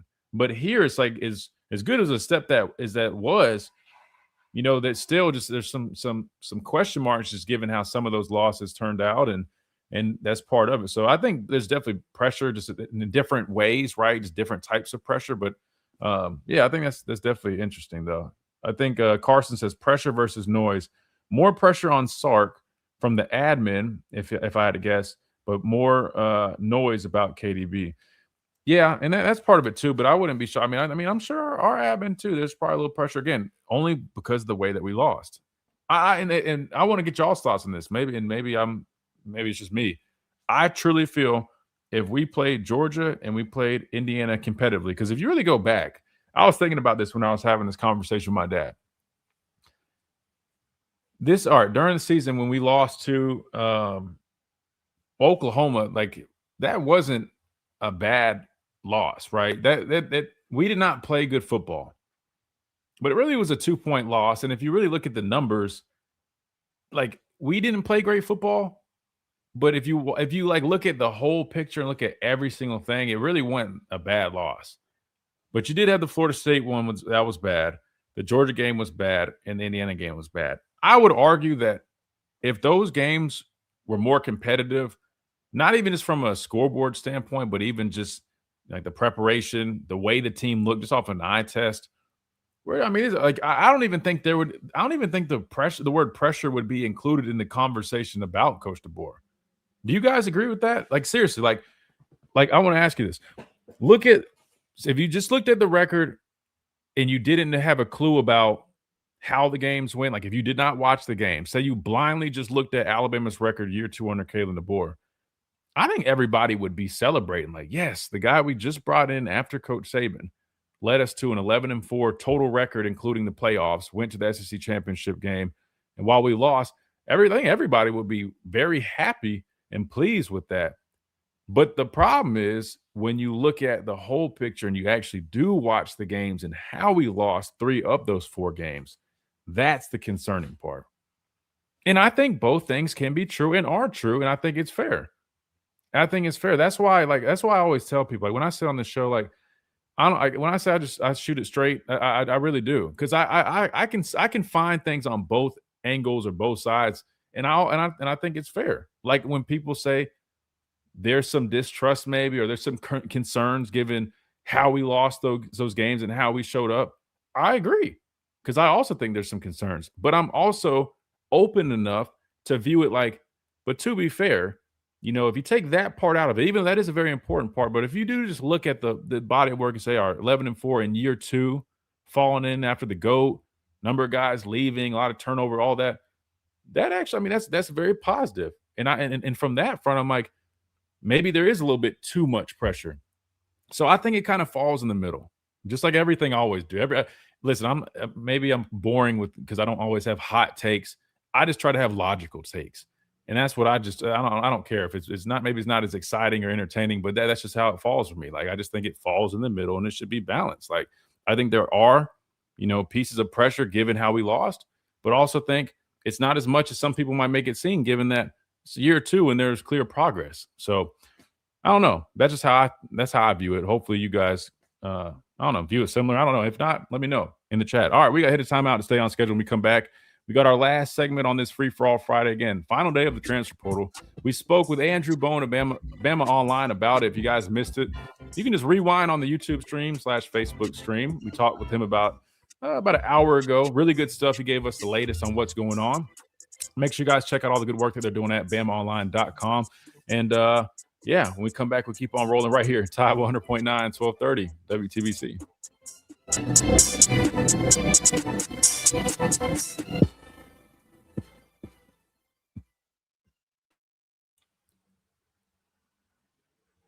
Be concerned if Kalen DeBoer couldn't recruit. Yeah, I mean, I forgot to include that part. I mean, recruiting's also been well, so that's why, I disagree when people put so much pressure, like, oh man, because I don't think it's necessarily like, oh man, if it doesn't go great this year, he's automatically out. Some people, they make it seem like that. I don't personally see it like that. But I mean, listen, I guess you never know. I mean, that's why, and we'll talk about this when we come back. I mean, what do you think from generally speaking, like from a fan base perspective, or even if you're putting yourself in the shoes of some of the people behind the scenes, what do you think that they would be what do you think would be acceptable in terms of this upcoming football season? Given everything we just talked about, whether there is pressure, whether there's not, probably somewhere in the middle, but what do you guys think would be acceptable this upcoming season? Because I said it yesterday. I mean, where things stand right now, I'll be honest. If I had to put a number on a record, and it's just me just throwing out a number, I hope I'm wrong. I do. But I'm thinking 9-3. 9-3 is kind of what I feel like would be I'm not saying it can't be higher than that, but I see our roster right now feels like a 9-3 type year. And I'm just curious. I mean, do you think you guys will be patient with that? Now, let me follow that up by saying I think 2026 feels like a 9-3 type year, but I think 2027 would be probably the year that you're back to saying, all right, this would be the year. Because Keelan Russell would be going into year 3. And that's, he starts this year, he doesn't, I don't know. But you got a 3rd year Keelan Russell. You got a lot of the youth up front on the offensive line should have way more experience. So you're talking about an experienced group up front. Probably would be, Ryan Williams has a big year. You expect him to enter the draft. Latsier Brooks would be back. I want to say Noah Rogers could technically have another year. So Darian Morgan would be a 2nd-year guy. They're going to bring in more guys. You know what I mean? Probably could go to the portal, get you some more skill guys, the young backs that we have. You know what I mean? So I just think this roster right now looks like it's a little more suited to make a better run in 27 than it is in 26. Money says 7-5 or 8-4. I mean, and you got to also take into consideration the schedule. Can 9 wins get to a playoff?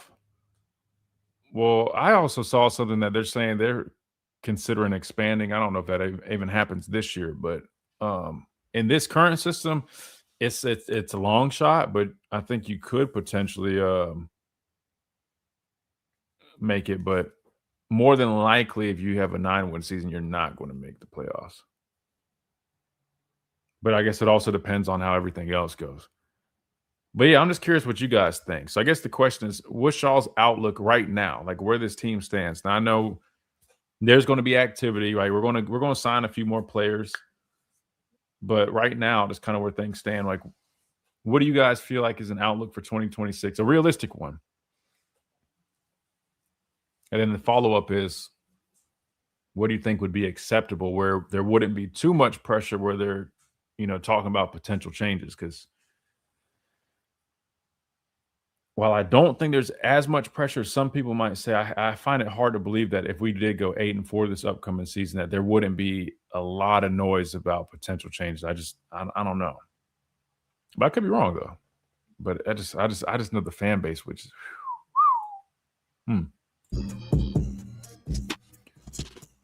And welcome back into this free-for-all Friday edition of the Miller's Edge, Tide 100.9, 1230 WTBC. All right, so now let's build off everything we just said. So we just talked about the pressure or maybe, lack of pressure, whatever the case may be. But the follow-up is, and we only got a few minutes here, but I'm just curious real quick. Right now where this team stands, because my dad mentioned this yesterday and we got into a little bit. With the youth that we have on the roster, with the number of guys we lost via, transfer portal and the NFL draft, 2 young, talented quarterbacks, but, they lack experience, a lot of youth up front on both sides of the football. Secondary, everybody's back. That's great. But the front 7 on defense, man, there's definitely a lot of question marks there. What is y'all's overall outlook for this upcoming season? And the follow-up is, what do you guys think would be acceptable? Because, and I just laid this out during the break, but let me just recap real quick for our radio listeners. Right now where things stand, and before you guys get upset, again, it's just my opinion on where things stand right now, the current state of the roster. I feel like 2026 feels like a 9-3 type season. Mind you, we went 10-2 last year with what I thought was, pretty decent roster, good bit of experience there.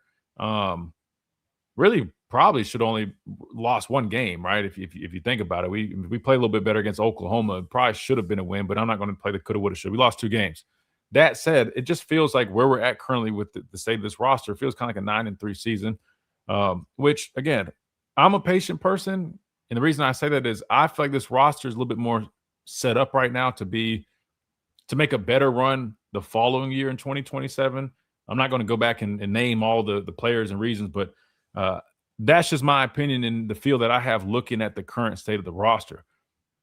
And that's my question to you guys. When you look at this roster and what we have, and also the schedule, because that's also an important piece here, we got a tough schedule. Matter of fact, Dwight tagged me in the schedule, so I'll just pull that up real quick while I have it so I don't have to search it. But, I mean, this is a schedule for this upcoming season. You got East Carolina, Kentucky, Florida State, South Carolina as your first 4 games.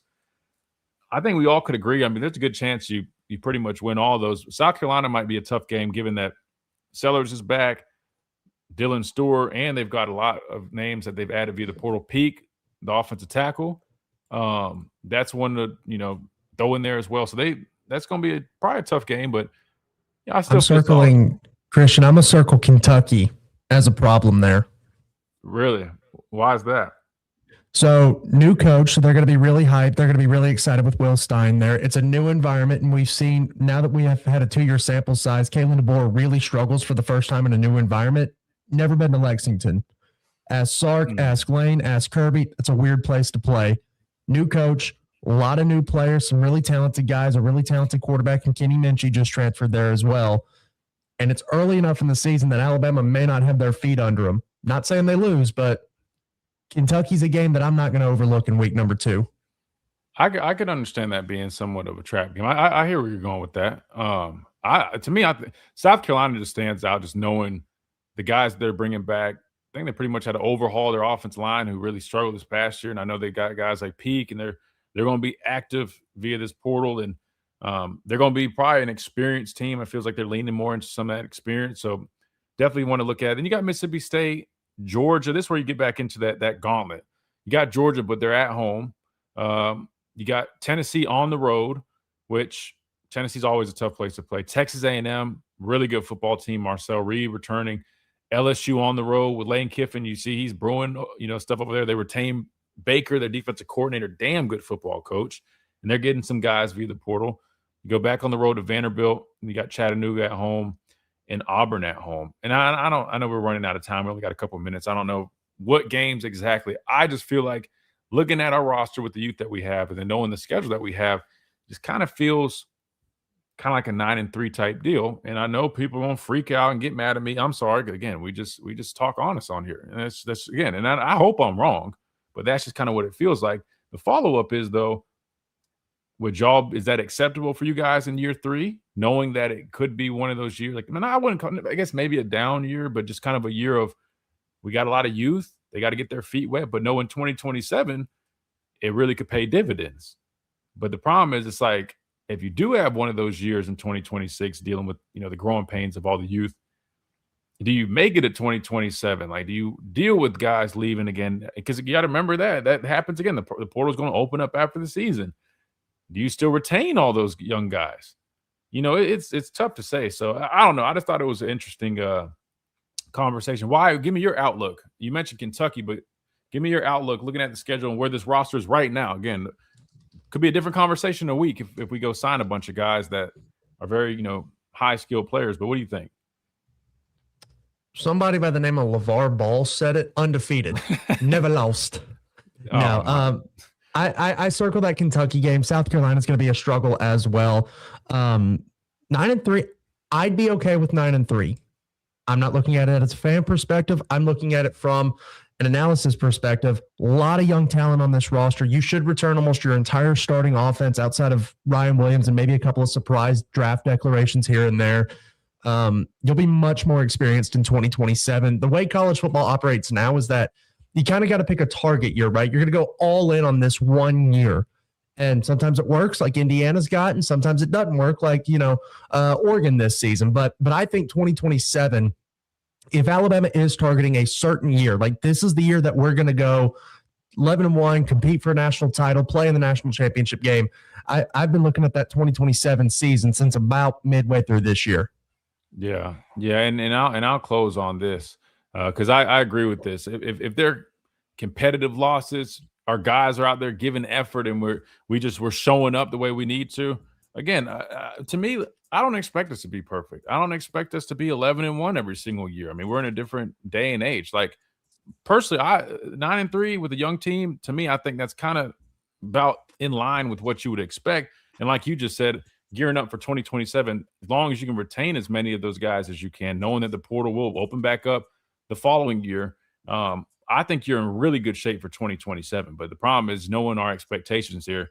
You got to make sure you get there with everything intact as much as possible. So that'll do it for us on this Free For All Friday. Wyatt, who you just heard from, you got him coming up next right here, Ty 100.9, 1230 WTBC. I'm going to hang out on the stream for about 30 minutes or so just to answer some final questions. But then we'll be back Monday, hopefully with some big updates over the weekend as these visits continue. And we'll do all that right here on the Miller's Edge, Tide 100.9, 1230 WTBC.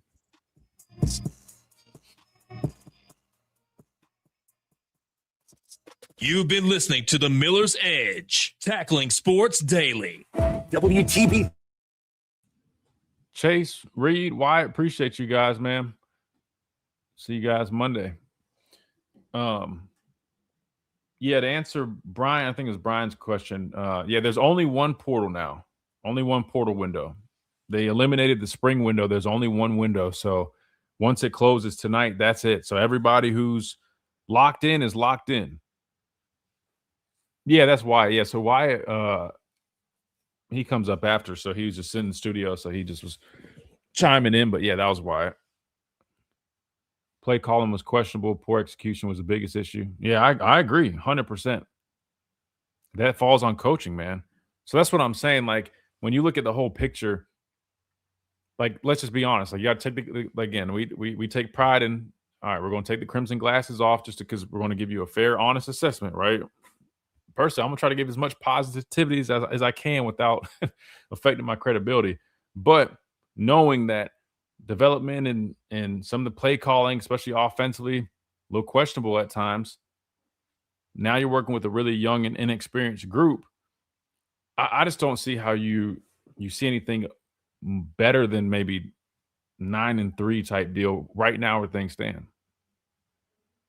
But we'll have to see. I mean, because there could be a lot that changes. We could go sign a bunch of guys this weekend over the next week or two that bring in a little bit more confidence and experience, especially on the defensive and offensive lines. So, I mean, if that happens, I feel like it definitely could be a little bit more of a I think it could raise the confidence. That's the best way to put it.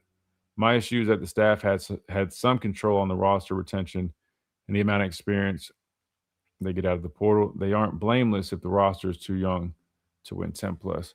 No, I hear you. No, I listen. We trust your take, good or bad. You've been there, done that. Well, no, I appreciate that. I just, man, after seeing how things went with Damian, I'm like, man, you just got to be careful nowadays. So I still try to do it respectfully, but I have to be honest though, because again, that's just my credibility on the line, man. I can't. I'll give you guys an example. There's a lot of people going into the year. Well, me and my dad kind of were on here, and we, I said I think about 10-2, right? And I said I think at best definitely could be 11-1. Ended up being 10-2. But there's a lot of people that were really oversold on some of the guys in this roster, and we talked about some of those question marks. And there's a lot of people looking back and basically saying, "Oh man, I don't know what I was seeing." Josh Pay, that's my guy. He comes on the show, but like a lot of people were left kind of having to go back and be like, "Well," and that's why I'm like, man, I try to be as honest as possible because again, I mean, that's my credibility, but I also don't want to come off as a guy that's always being negative or nothing like that. So I try to find a nice balance here and there. What's the deal with getting a running back out of the portal? Good question. The way Andrew explained it, and again, if you guys missed that, rewind back about an hour and some change, man. Andrew does a really good job breaking it down. But listen, I think the way they viewed it as, if they're going to get it back, they want an experience back. Oh, speaking of the likes, I didn't even ask. Oh, yeah, we only got 55. We got 130 people listening. Let's see if we can get that up to 100 real quick. Sorry, I forgot to remind you guys, man. Smash that like button if you guys don't mind. I appreciate it. But I would say if there's an experience back that they feel like could actually come in, like, for example, last year they brought in the young man from, it's like Louisiana Monroe or something like that. Like, I don't think they necessarily take a guy like that. They might take one as a body, like for some depth. I think right now, let's pull up Clint's tweet, the updated depth chart. I want to say, is there 4 scholarships? Is it 4 scholarships or 4 scholarship running backs? I know they wanted an experienced, productive back. I just don't know who all in the portal would kind of fit that bill. Hold on, let me pull up the updated depth chart. Shout out to Clint Lamb of Cover Crimson for taking the time to do this, man. So I want to make sure I give him his credit. Where is it at? And it should be right there. So, oh, you got 5. Daniel Hill, Kevin Riley, A.K. Deere, and the 2 young freshmen. I think they would take, 5. Thank you, guys. If there's an experienced, productive back still in there, but I don't know who else is all in there. Salute the Miller's Edge. Unk, Birmingham. Appreciate that, Unk. Lafayette. There you go. Thanks, Carson. Yeah, I don't necessarily. If you got 5 backs, I'll be honest with you.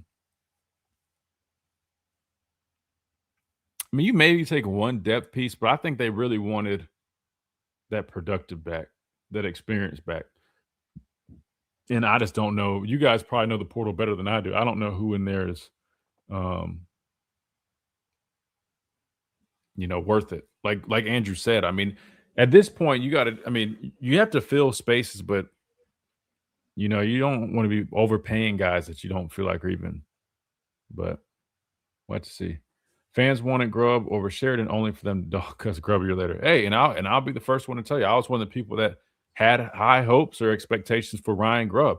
But listen, I think that was a very fair thing. I know if you go off of what he did in Seattle, Washington, like with the NFL, yeah, I understood why people were definitely hesitant. My thing was that was him removed from Coach DeBoer.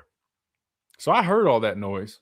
But my thing is, I just know college and NFL is way different. There's college coaches that go to the NFL and they're terrible. Different beast. So I viewed it as, all right, he's coming back to work with Kalen DeBoer.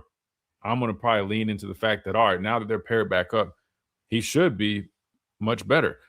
And I was one of the people, I know my dad used to crush Sheridan, but I used to say that, I don't think he was as bad as people necessarily made him seem, but I don't think he was probably the best option that we could have had at the University of Alabama.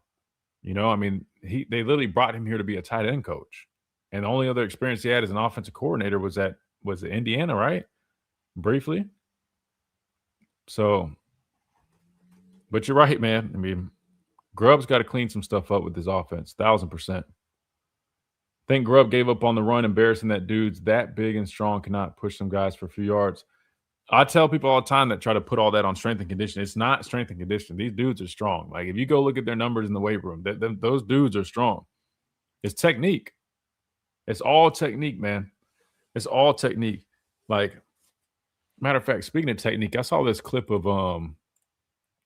that Jordan Seaton guy, and we're not going to pursue this guy, but this is why I'm like, man, like, and it's hard to find really good offensive linemen, not just in college, even in the NFL, man. Like it is hard to find really good offensive linemen. Where is this clip at? I saw a clip of this dude just working out. And there's clips of his game tape that are, you know, clearly very impressive. But this clip I just saw, man, like from his body type, you know, his movement. I want to show you what an elite offensive lineman looks like. If I can find this, I don't know if I'm gonna be able to find it, but he was training with somebody, and I was like, damn, man. We haven't had a lot of offensive lineman like that in a while. Oh, here it is. This clip, like, I mean, dude, this footwork for somebody this size, and then he looks like he's kind of not slimmed down, like in a good way. I mean, like look at this dude, long arms. Man, I ain't gonna lie to you. I mean, you talk about investing a shot, boy. You gotta pay some money. Yeah, I would not be mad about that. A receiver, I'm not trying to pay $3 million. This dude, give him that $3 million, man. To protect the blind side, come on, man. And it's just hard, it's hard to find dudes like that. I'm just telling you, like, the technique alone. I mean, this dude is well beyond his years. Just go watch. If you watch him in Colorado, man, he's a damn good football player.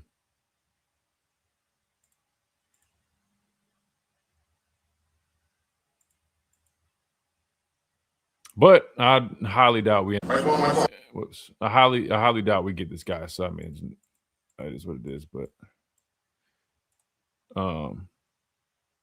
Trent Williams, man, I played against Trent Williams, dude. Oh my God, bro. Trent Williams is like a road grader, man.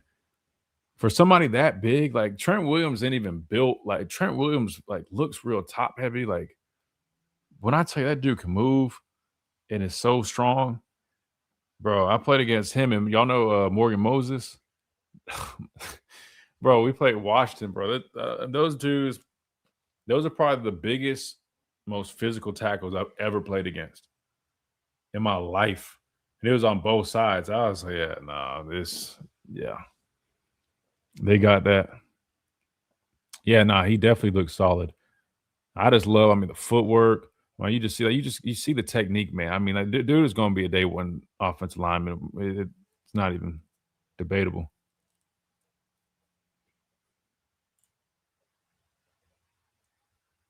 Yeah, Sewell, however you pronounce that. Yeah, he's a damn good player too. Trent's a freak athlete. I haven't seen him hoop, man, but no, I believe it though. I mean, shoot, and he's a dog too. Like Trent, that dude's man. But see, it's hard to come by those guys. It is. That's why my thing is like, man, sometimes you gotta fork it up, man. If you can find it, you gotta fork it up. But I heard he was on a visit to Mississippi State because his coach went there. Highly doubt that happens, but would you move Carroll back inside or leave him at right tackle? I say leave him at right tackle. I say leave him at tackle as well, and here's why. Tackle is much more important. Guard is important, but we know how important the tackle position is, right? You got to protect the quarterback. Guard, the reason Wilkin Formy could kick in the guard and look a lot better is because you're covered up. I mean, you got to tackle to your right, or you got to tackle whatever side you're on. You got to tackle to one side, and you got the center on the other. You know? I think Michael Carroll would definitely make great guard as well. I mean, he's physical. I think he would excel there. But I think we need him at tackle. So I say leave him at right tackle as well. You know, I say Michael Carroll at right tackle. I would have felt, man, And we'll see. We'll see. I think the guys that are on campus that we have right now, I don't know who else might join or jump in the portal over the next, I don't know, however much time we have left, 10 hours or so. But I don't know. I get what Andrew says about, just trying to find guys that fit this, that, but my thing is, man, if year 3 is a year you're trying to actually make a deep push, you have to get dudes that can play, that can guarantee play. Just too risky banking on that. If not, if you're gearing up for 2027, that's cool. But Carroll's more of a guard, only played tackle last year because Foreman was bad there. Yeah, I agree. I think he definitely would probably be even better at guard. That's what I was saying, Jay. But my thing is, you got to look at team needs. And if we don't have anybody else that can play tackle, man, it's just, basically the same thing as last year. I mean, if Michael Carroll, if you move him to guard, then who do you have playing right tackle? I know you brought in you got Jackson Lloyd, who's competing at left tackle this past year. You bring in Haywood. I'm pretty sure he's also left tackle. I don't know if he has experience playing on the right side, but if those guys end up, and listen, these are all the questions that they're going to be working on throughout the offseason. Like this spring, like I'll tell you, like even when I go up there, I'll tell you, like I guarantee they're going to have these dudes working all different positions. They're going to have them one, and you got to remember too, though, it's not just as easy as people think, just moving linemen from left side to right side. Some guys, they can't do it, but they are going to work on that. I mean, it's like no different like last spring. I mean, you've seen like Elias Allen before he transferred. I mean, they worked him at guard. Then he started playing some tackle. They moved him back to guard, and they moved him back to tackle. I mean, I think it's going to be one of these springs where you just got movement all around as they continue to try to find, who are their best pieces. But hopefully, and I don't know how much confidence I have in this, given that we're so young, hopefully we can just get to the point next football season where we're not playing this whole musical chairs. Because I'm going to have one of my teammates come on here. I think JC Hass and I was going to jump on here next week. And just talk about, the importance of like that chemistry and working together up front.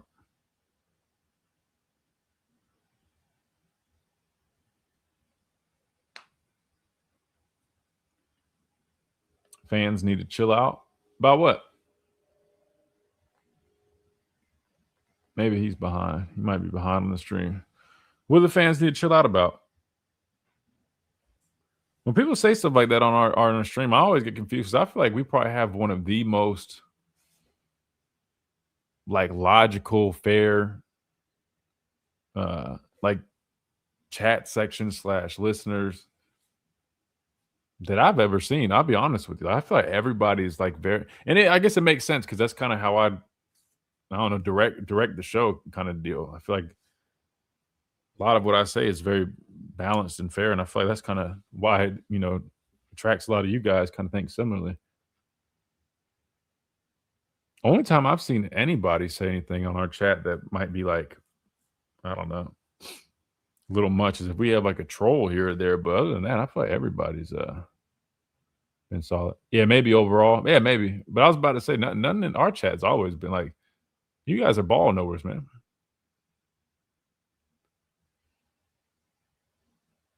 Bama fans are choir boys compared to Georgia fans. Yeah, they might be looking at other stuff. I was about to say that, and I'm not just saying that. Like I genuinely think that. Like I've seen other folks who, I mean, the stuff I see, I'm just like, goodness, man, these folks are wow. But I feel like everybody that watches this show or stream or listens to us is very like level-headed, very fair. Like we can throw out a take, like, or more so like my dad can say something that's kind of off the wall and nobody like freaks out or whatever. It kind of just, they can kind of understand it, but then give some pushback. So I commend you guys, man. We got a very healthy section.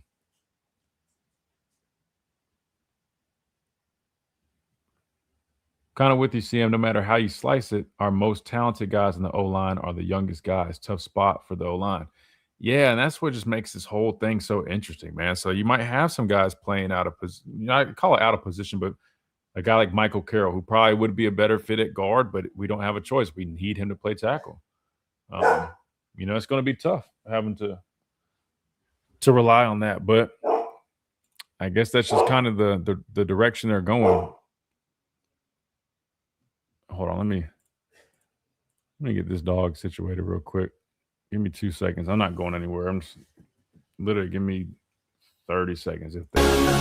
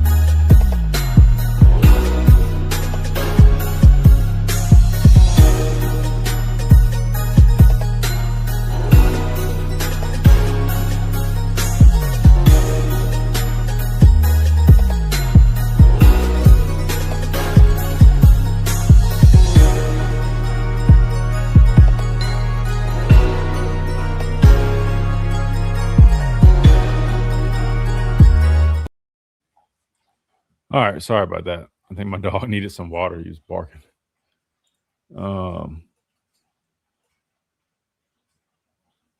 Yeah, I think he needs some water. He's just funny because I tried to literally give him water earlier and he didn't want any. Then he waits till he wants it. He's funny.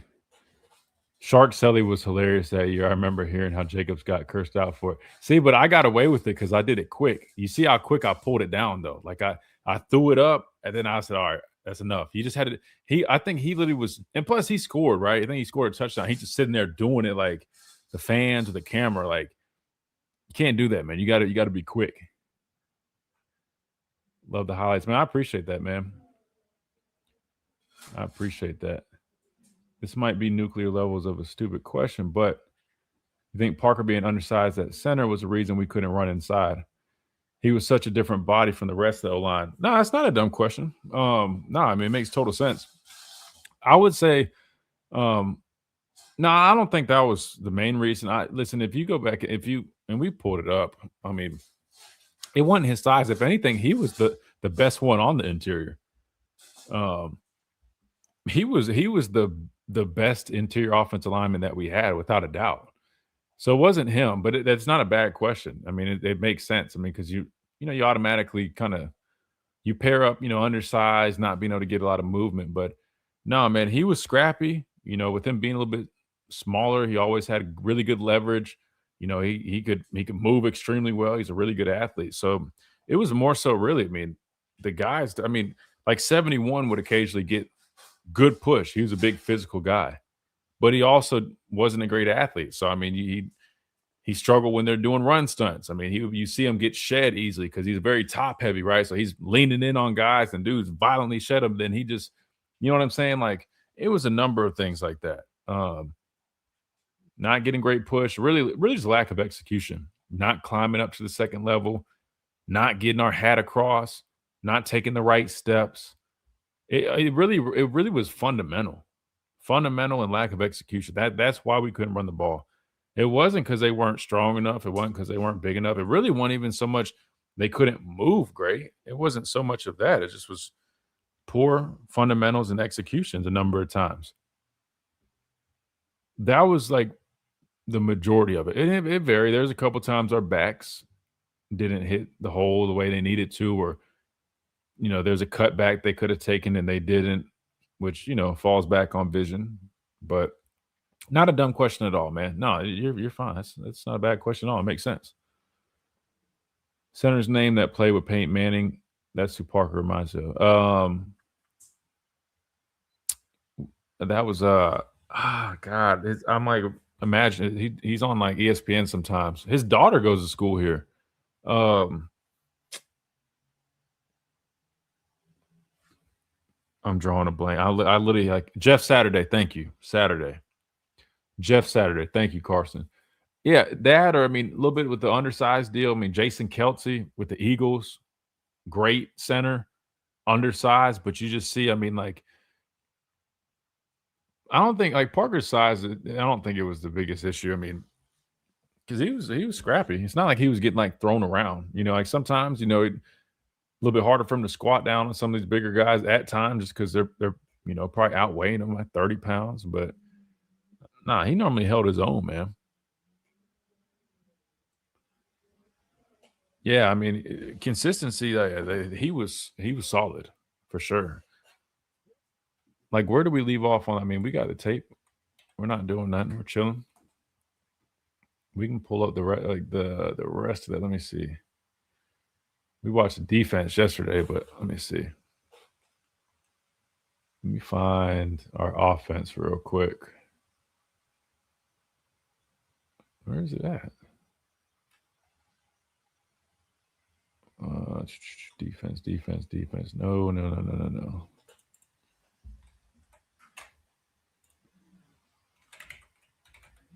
Indiana, Alabama. There we go. We watched like half of this, but see if we can find some of these run plays. Problem is, I feel like I don't think we ran a whole bunch in this game at all.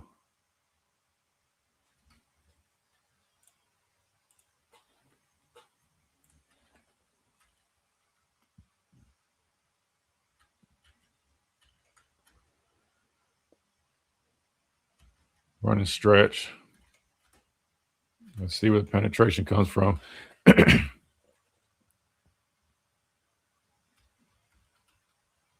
See the run stunt. I mean, probably everybody's doing this nowadays, but is that where the penetration came from? Yep.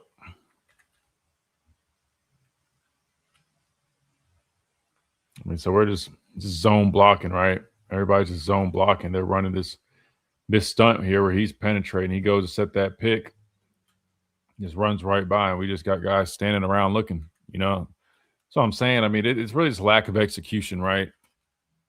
Which I'm not saying it's easy. It's probably tough I didn't play offensive line, but I'd imagine it's pretty tough when you get all these run stunts and you're blocking schemes, man. Like, you're working across, and then you got a dude picking you from behind.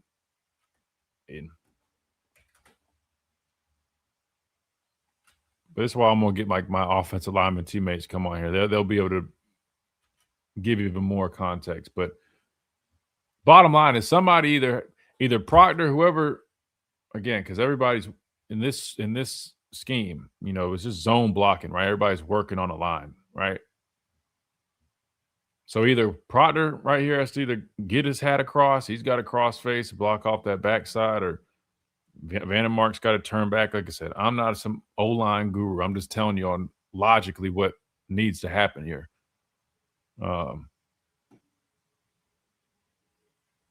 But yeah, I mean, you see, but it's a bunch of stuff like this. I mean, like, that's why I said fundamental lack of execution. This was the biggest problem. Like, this isn't them overpowering us.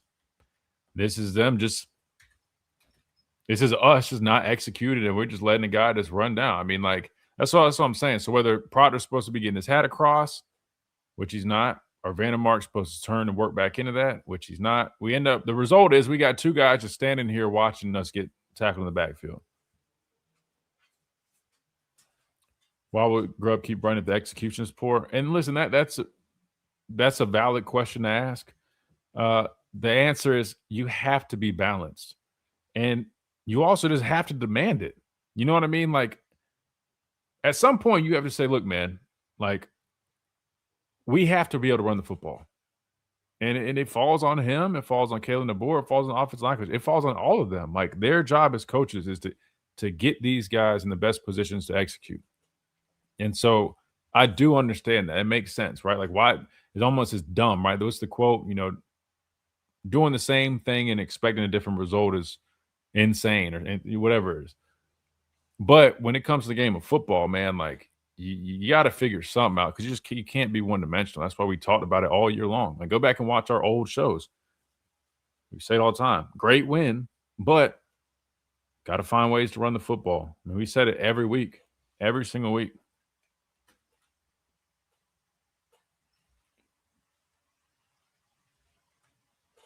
Wait, what is he? He's in a 3 technique.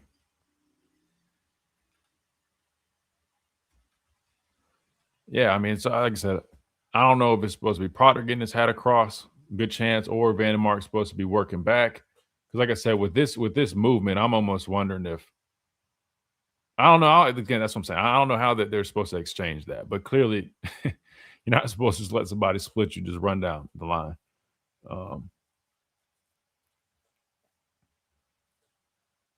With that clip, pin and pull, that was Proctor that got beat due to lack of quickness. Wait, pin and pull. What's pin and pull? There's no pin and pull right here. This is just stretch.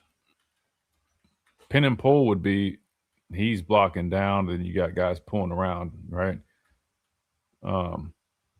This is just stretch. He's just turning back and working back into that guy because defensive end. That's why he starts working back out, right? I mean, just zone blocking scheme.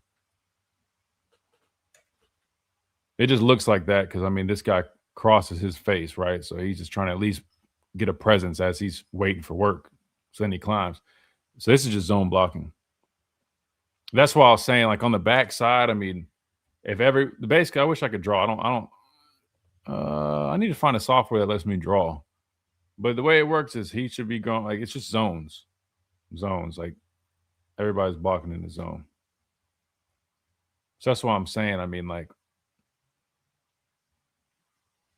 this is going to be a tough deal right here for Proctor. You know what I mean? To try to cross. You got a guy across your face already. He's by alignment. He's already in a winning alignment, right? Because he's in a 3 technique. That's why I'm just saying. I don't know. You see how, like, Parker's peeling back? I almost feel like Vandermark should be kind of peeling back. See what Parker's doing? Like, I would probably argue, and again, I'm not an offensive line guru. I mean, I played the edge. I mean, I know a good bit about offensive line because of that, but not everything with blocking schemes. That's why I get my teammates to come on. But you just see what I'm saying. I mean, a guy like Parker, to me, would probably be right in this equation, given he was trying to work back, right? Not just leaving somebody unblocked. I mean, that's never a good idea. Versus us just having 2 guys standing there, regardless his lack of execution. Thoughts on AK Deer? I think he's got a lot of talent, a lot of potential, but he wasn't there quite yet this year. Remember, a lot of people were asking us about, even in the spring, like, you could just tell he still had a ways to go. But I think, I mean, going into this next season, you know, a year of experience under his belt, I like his skill set. I think he's a really talented football player. I also think it's year 1 with Grubb. He didn't choose Cap, and Grubb's background is OL. I think they make the change tomorrow. I wouldn't necessarily be shocked if there's a change made, but I'm not entirely sure. But I also wouldn't be shocked if there isn't a change made. I think there's a chance there definitely could be a change coming, but I'm not sure. I mean, I kind of feel like there is going to be one, but I don't know if it's definite. But that's the other thing. You just made a point that I forgot about. I mean, Grubb's background is offensive line. So, I mean, that's even more confusing on why him being the offensive coordinator, I get as a position coach, but to me, there's not really an excuse. You got to figure something out. Yeah, I mean, Scott Huff, didn't he get picked up by somebody? I think another NFL team picked him up. But, I mean, that doesn't mean you can't go hire him off of the team. But I don't know how our coaches would expect Proctor to make that block based on alignment. Yeah, exactly. And that's why I say, again, don't listen. We're talking about defense or whatever. I will confidently break stuff down. This, I'm just going off of what I'm perceiving and what I know just by base rules. And that's why I said by alignment, I mean, you're already in a losing battle if you're expecting Proctor to be able to, you know, get his hat across here. It's just, I mean, that's why I'm saying watching. I would trust this guy who's been in the system 3 years in terms of who's right here and who's wrong versus these guys. The fact that he's working back, to me, that probably is what Vandermark should be working back. That's how it should be. If I had to guess, with them running this, he should be working back, which ends up ultimately 91. That's why he ends up exactly. And I think Proctor ends up working back onto that guy who's the looper.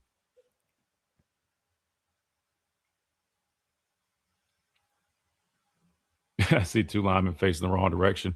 I always say this, man. If in football, if you're ever looking back You fucked up. Excuse my language. You screwed up. You messed up. I'm sorry, guys. But I mean, everybody knows that. If you're caught looking back, that's that look. I mean, yeah, you're right. We got two guys saying right here. That's that's what it is, man. And it was interesting in this game. I feel like we ran just a bunch of stretch. Like that's literally all we were running. I don't know, man. Whole thing was just interesting, man. This is a very interesting year offensively. But there you see your boy 72. That's what I was saying, man. He held his own, man. Now he got a little bit of a help right here from the left guard, but coming back and working there. But you see, I mean, what's his name? Held his own, man. A lot of folks mentioned Rob Ezel. Yeah, he's been crushing it as a coach, man. Where's he at? Wake Forest right now? Got with slants all season. Yeah, those line movements up front, they gave us hell.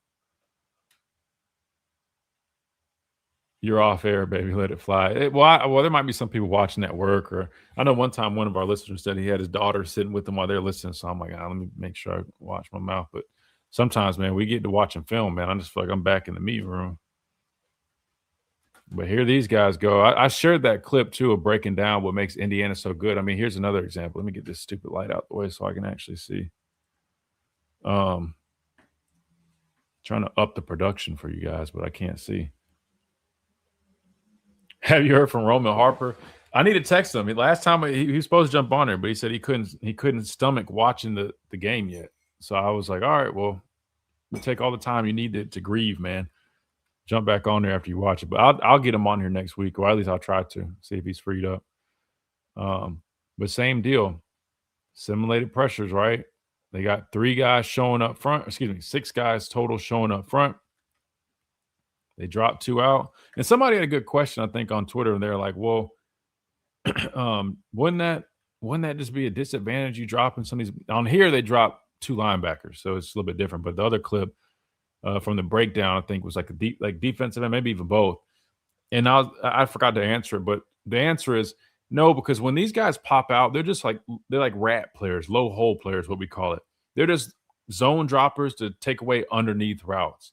And really, you're expecting that there's going to get pressure on the quarterback, so it's going to speed things up. And they're just trying to get in windows. You're not asking like a defensive end who pops out as a hole player, or if he's cutting 3. He's just trying to provide that presence. So it's not like he's expected to go run with. Just like when TK was doing it for us, and people were like, oh, how stupid is that? Why is he dropping? You see D tackles get interceptions in the NFL all the time off of those. Why? Because the quarterback doesn't see it, right? Pre-snap, he's not expecting that. Dude pops out. He's, reading his receiver. He doesn't see that big. I don't know how they don't, right? As big as they are, but it's just it happens so fast. And that guy's just sitting in that window. Slant window, hole, again, any underneath routes, they're supposed to just take up space. So either to make the quarterback hold the football because he's going to have to, he's going to see that guy and have to hitch or whatever, and you got pressure coming. So these guys just do such a good job with this, man. Now here we block it up pretty well, man. We actually do a damn good. Michael Carroll's eating that dude over there, but he tripped. What happened? Oh, he got some help from Big 75. We actually did a good job up front, but as you see, there's nowhere to go with the football. See, like this guy is a cutter right here. Like you want to ask a defensive end to do this,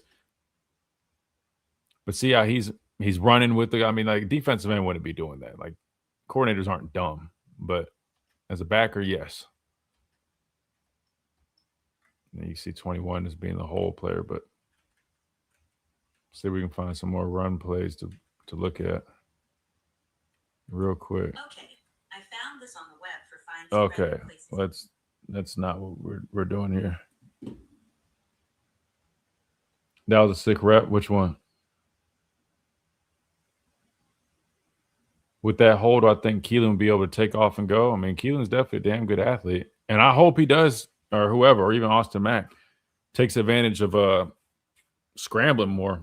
That was one knock on Ty, I would say, man. He would have some open lanes where he could just take off and run and probably pick up 5-6 yards at least, if not first downs. But he always was trying to keep his eyes downfield. And, you know, I mean, I get it to one extent. I mean, you're just trying to find something. But as a quarterback, man, at the end of the day, you can't worry about it. It doesn't matter how you do it. It just has to get done. And if you got an opportunity to run for a first down, man, forget trying to find the receiver downfield, man. Just go. Trying to work a screen, not going for it.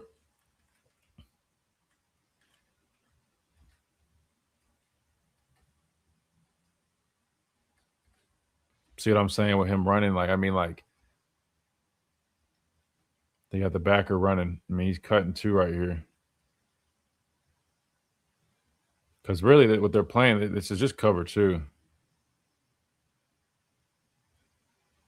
So he's actually a middle field runner, right? They just do a good job of just disguising. I mean, but you're showing too high. I mean, literally, I guess they're not even really disguising the whole bunch other than on the line of scrimmage. Showing a lot of pressure and everybody's, you know, pops out. And it's really just covered 2, half player, middle field runner.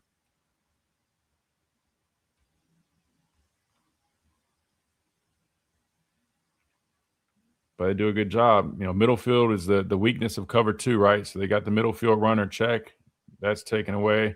He's doing a nice job playing with depth, so he's underneath here. You could try to hit this whole shot. But Pons, I think that's who that is right there. Knowing the athlete that he is, man, that's a little risky. And you got the half player over the top.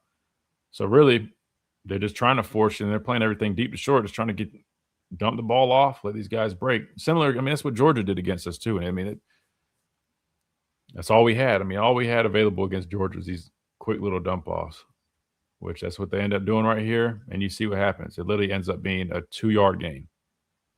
Just really good defense, man. These guys execute. That's impressive by this guy too. I mean, have your backer. Who's that? Is that Ryan? That's impressive, man.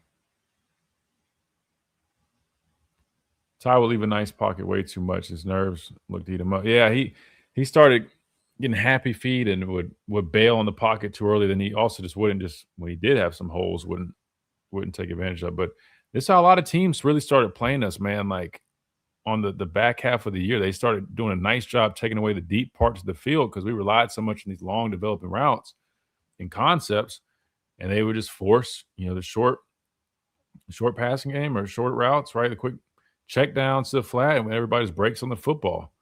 And when you got a team that's good in, you know, tackling in space like that, I mean, you see what happens. Very minimal gain. I mean, it's not really anything you get from that. I go back and watch Georgia. It was a very similar deal, except Georgia played a lot more man coverage.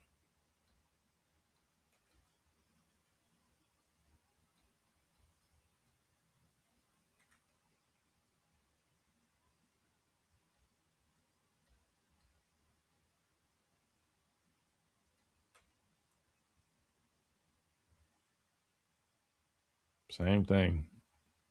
Trying to dump the ball off. I always said, man, sideline is the best tackler on the field. What is it, 2nd and 9? Showing another simulated look. But again, we're playing from behind, so clearly it's a heavy passing situation, but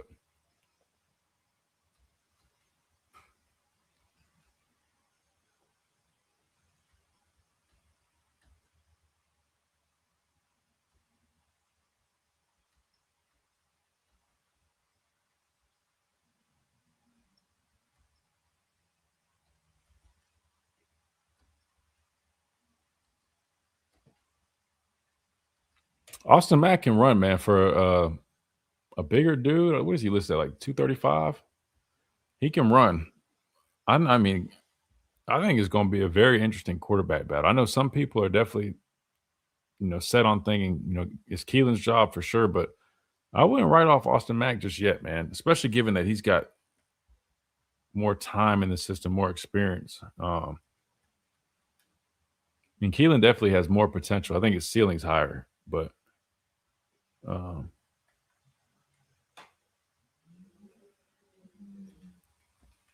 in terms of maybe starting the year off, I wouldn't be shocked if it ends up being Austin Mack. I really wouldn't, man. They like Austin Mack a lot. The staff really likes Austin. And he's come a long way, man. He's been developing really nicely, man.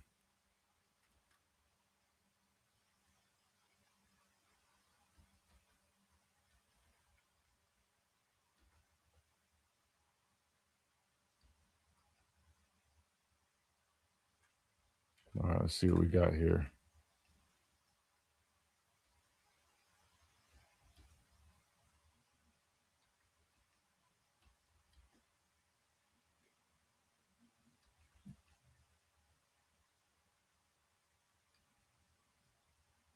Just inside zone. They're trying to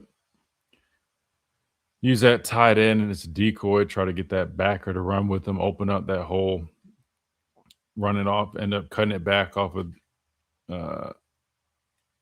Michael Carroll. But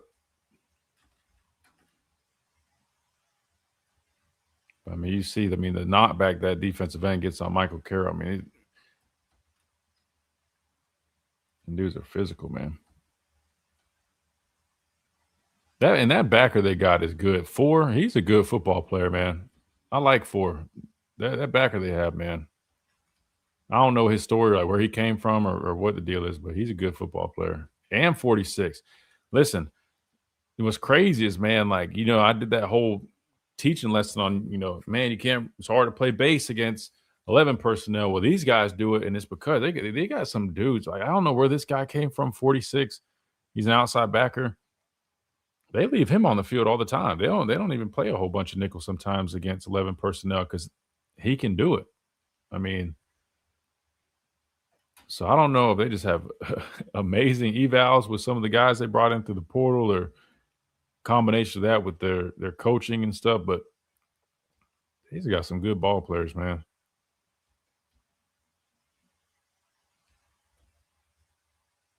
I just want to see Daniel Hill start running behind his pads more this next season, man. I mean, you're gifted at being 245 pounds and a good athlete, man. Like, I'd love to see him really take that next step.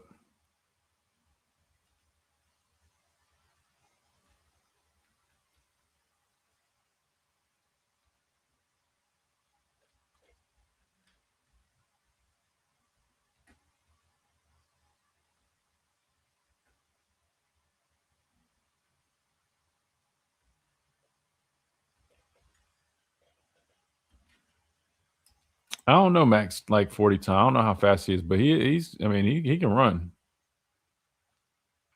How quickly people forget Austin was recruited to replace Penix. They love him as much. Yeah, that's what I'm saying. I think people forget, man. Like, I mean, this staff likes Austin Mack a lot. They really do. That's why I'm saying I wouldn't be shocked with his experience. Like, it's going to be a battle. I'm not saying they're going to give him the job, but like with his experience and time in the system, like I would not be shocked if he ends up being named the quarterback to start the season. But I think it all depends also on, you know, the strides that Keelan takes during this offseason, man. Like, this was a damn good throw right here, man. Out and up. Almost like a wheel type concept deal. Quick out and up by Bernard. I mean, like he threw that on the line, man. I mean, that was a damn good throw.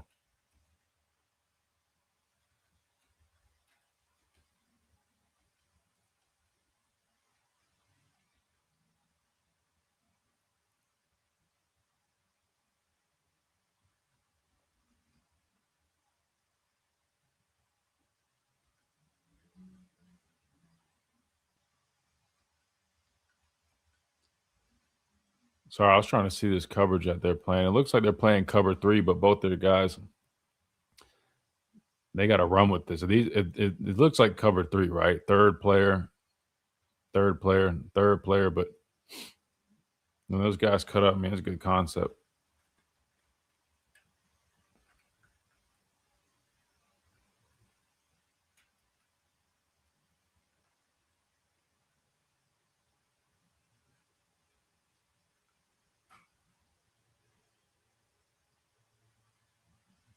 Yeah, he had a nice series on this one, man.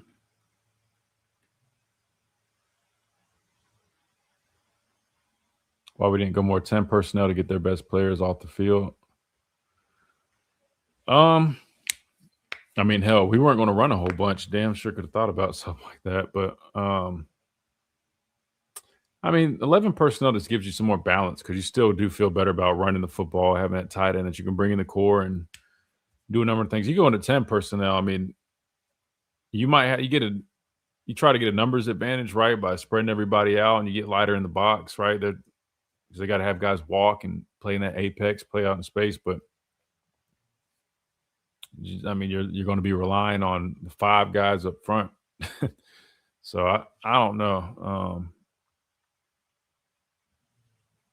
Yeah, Ryan was open over there too, just because, like I said, I mean, you got to buy that guy. So whenever you got, if you're a flat player, which this guy is, he's a flat player, right? He's rerouting him and getting to the flat. I mean, technically, if they're playing true cover 3, which sometimes I'm not gonna lie, it's kind of stuff gets a little muddy. It's hard to tell exactly what.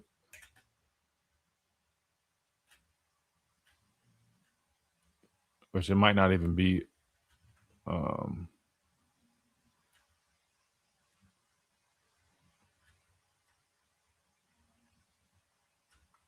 Yeah, I was about to say, I don't know. I could be wrong on that, but in 10 personnel, defense has to declare, but the one-on-ones up front could be a problem where a quarterback can make you right with his feet. Does Mac run the ball much? He'll take off if something's there.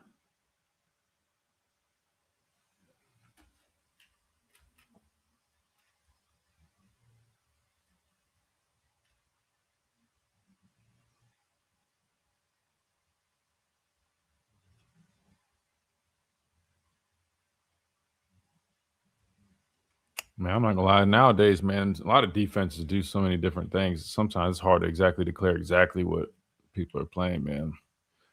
Like I was watching, I think it was like Dan Orlovsky. He was even saying that, like as a quarterback, like there's sometimes he's even struggling now to decipher some of these coverages because there's a lot of nuances, man.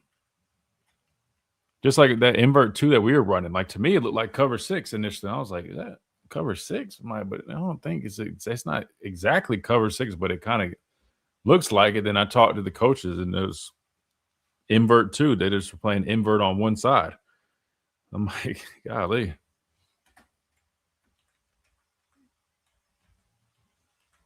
This was a nice play. This is a nice little series for Mac, though. I think it went downhill after this one, but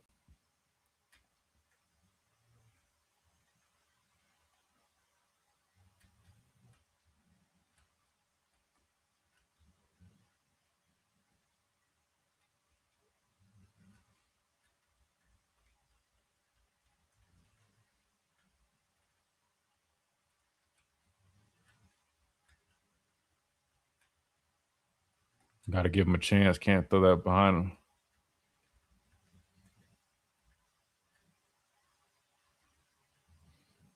You got him killed right here, but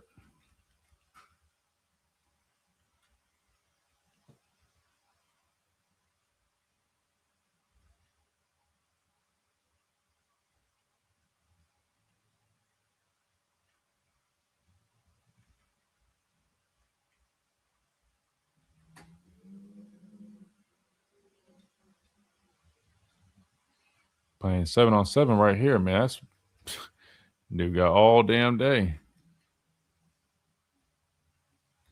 But where are we rolling out to? That's why, like, that I'm confused. I don't know where we're going right here. I mean, we're rolling out to. We don't even have any routes over there. I mean, where are we scrambling to? Like, you got all day in the pocket, and you just rolling out just to roll out. And you know where to go. Or to throw, I should say. There's nobody over. That was kind of weird. Everybody's working back this way. We're rolling out to the field. The clean pocket.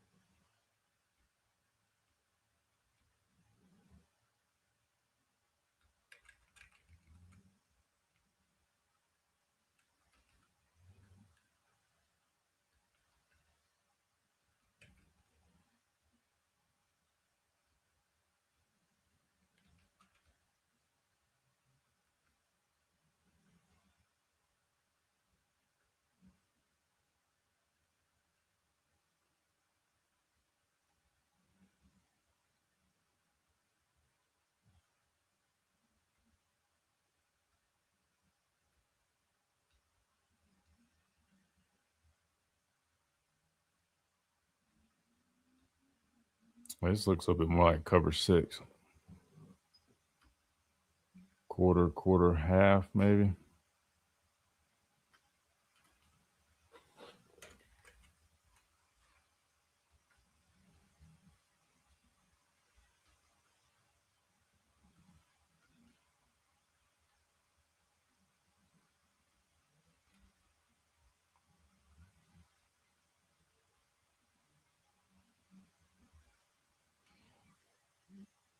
You got 2 guys on the same guy, man. Interesting route concept. Looks like they're giving half field reads. Nothing crossing. Yeah, it was interesting.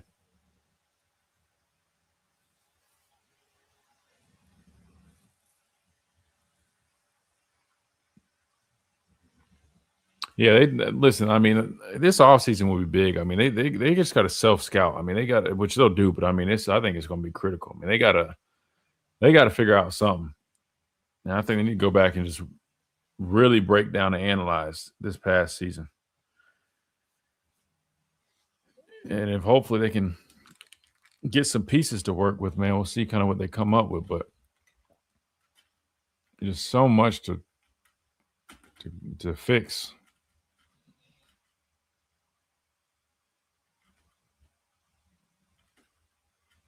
And I mean, it's just a good example of like why when you're playing with young guys, I'm not saying like this group, but like you expect growing pains. Imagine asking a whole young group of offensive linemen who've hardly played to start picking up some of these concepts and these pressure packages from some of these teams. I mean, it's hard to feel very confident knowing you're very young up front. I mean, because this isn't you getting outworked, out, man. I mean, this is just a bust.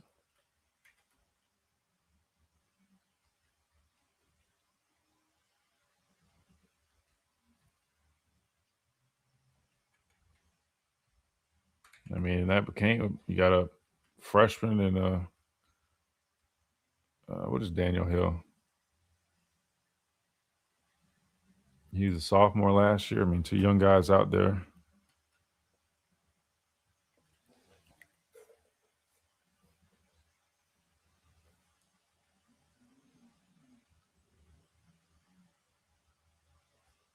Talk a little bit about cover 6. Cover 6 is basically a split field coverage. So you're playing like cover 2 on one side, and then you're playing quarters on the other.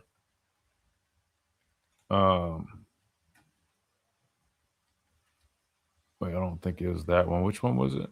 What play was it?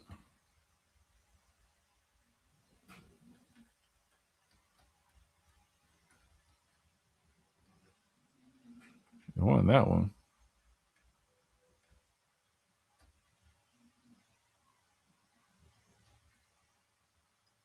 That's why I said this one just looked like cover 6 because it looks like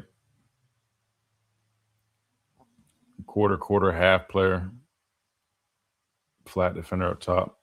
Like I said, I could be wrong on this. Half the time, man, some of these things start looking different. I start second guessing myself.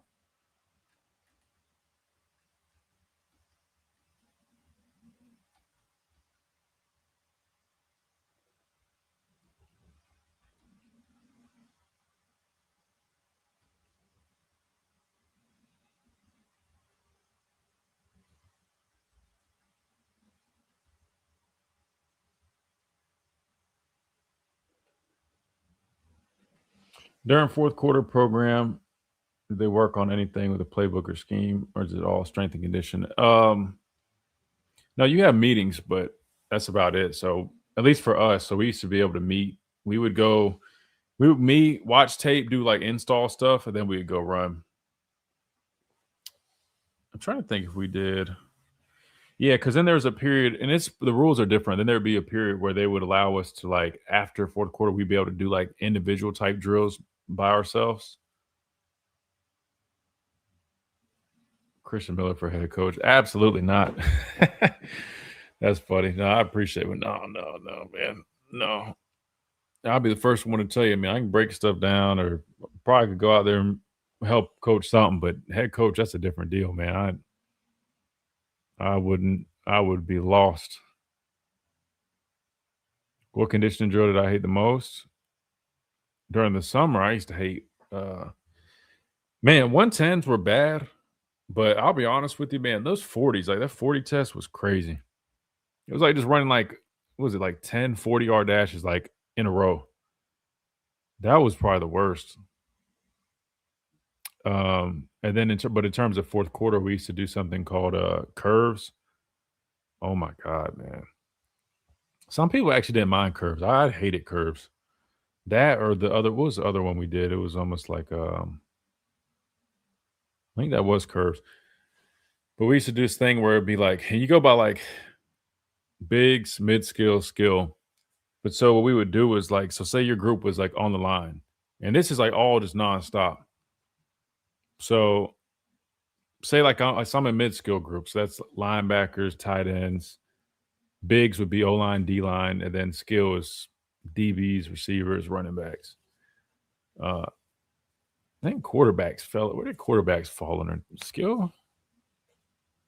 Can't remember if they ran with us or they ran with skill. But anyway, so say like our skill group was up, and it's like maybe like different groups of it. But say there would be like 10 of us, and we start on the goal line, and then wait, I'm mixing up curves and one in 80s because we also used to do 80s, which is basically literally just you start on the goal line, you jog 20 yards, and then you're supposed to run 80, and then you kind of jog the other 20, and then you walk across the end zone, and you get back on the line, you do it again. But there's like different waves, so it'll be like probably I don't know how many groups, 10 groups maybe.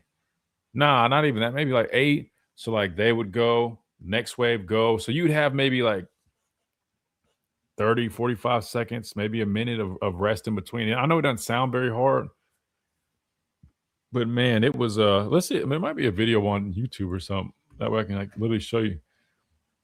There's that, but curves were a little bit different. Curves were you'd start in a jog, and then when you hit a certain point, you literally would have to like run. Like it's like, and the front guy was like the leader. So the guy closest, so say there was like guy. The guy closest was the lead. So like we'd start in a trot or a jog, and then we hit a certain point, you were supposed to like sprint all the way around the field, like a big curve. So you got to another point, and it was everybody else's job to catch him. Like he was like the rabbit almost. And it just, oh man, that jump was, and then everybody would rotate. So then he would go to the other side, and then the next person in would be the new rabbit. And then we just kept going. I mean, and then it'd be split in half. So like you had us people run on the outside, and then you have people working on the inside. On the inside, we would be doing, what would we call it? Like, I forgot what it's called, but it was basically where you do like high knees, karaoke, all that stuff, and then like sprint through, and it's just like nonstop. We called it the middle. So that was going on in the middle. On the outside, we'd be doing like 80s, curves, whatever. Then we'd split, like they call halftime, get like a quick sip of water, and then you flip. Then we would go do the middle. The people from the middle would go to the outside. And then after you finish that, if we were permitted to do like the position work, we'd do some position work, and that was it. But typically, to go back to the original point, though, we would be able to meet, like before we went out there, we would go and meet for like 20, 30 minutes, kind of just go over like different install stuff, getting ready for spring ball. And then once spring ball, the closer we got to spring ball, the more time we would spend like meeting and doing some of that stuff. But man, fourth quarter was, let me see, there might be a video online. I can literally show you exactly. I know they used to play the videos like in the weight room.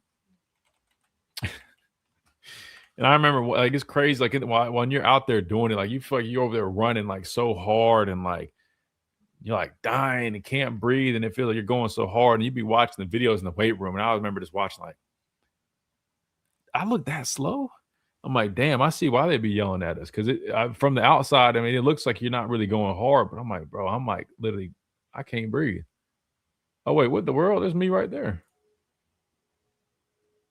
What the hell? Bro, what? Bro, I was so much heavier back then. What in the world?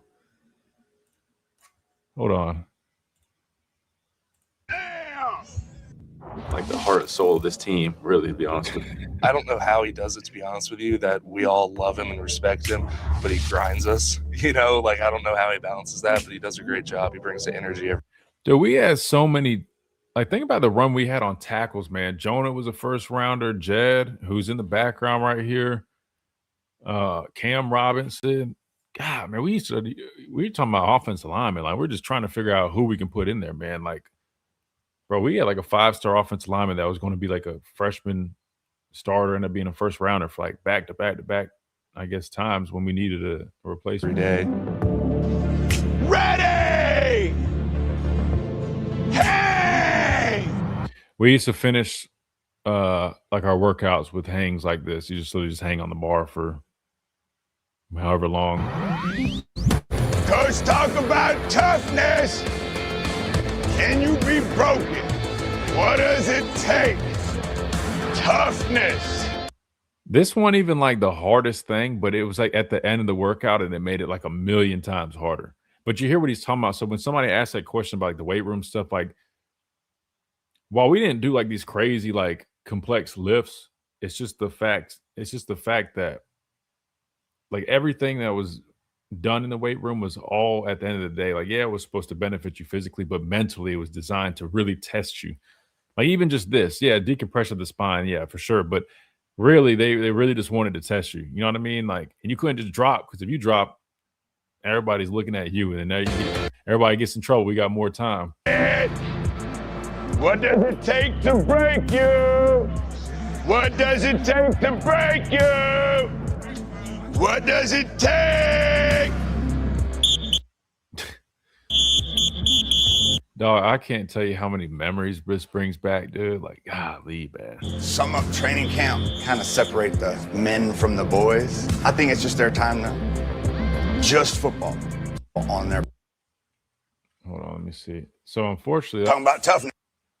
I don't think this shows fourth quarter. I think this is when they did that. This is during the summer. This is during fall camp. Yeah, this is during fall camp. Coach Saban's fourth quarter program, and we put in a lot of the character development, the mental conditioning for success, plus the strength and conditioning to make them unshakable, bulletproof, so to speak, and indestructible mindset, so that when they go play, they're at their best.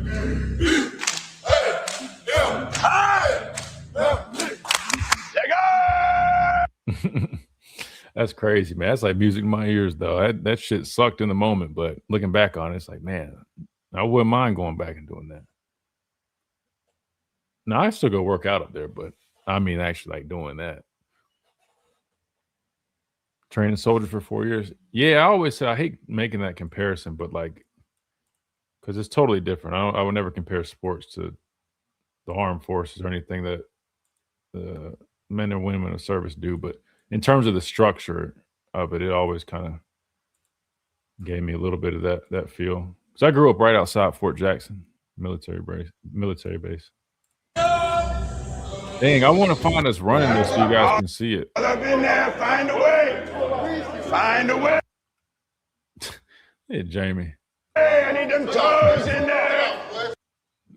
3-3, Johnny, Cam, Raekwon, Shaheem.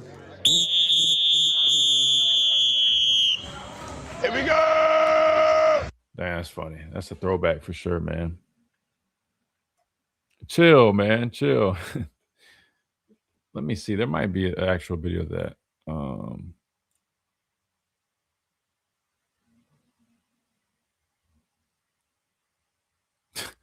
Somebody left the ad message. Christian, I love your radio show, but we'll pass this time on listening to Digger. I'll turn it back when he's finished. Boy, Digger had them people mad. I thought it was funny. Digger had them folks mad. Let me see if we can find the fourth quarter drills, though. I'll do that real quick before we get out of here.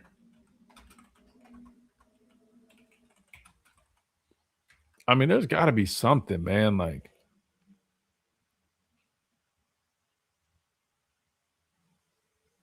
I mean, there's just got to be some. I want to say the run. Maybe. I mean, I never remembered anybody recording the running, but I figured there might have been something.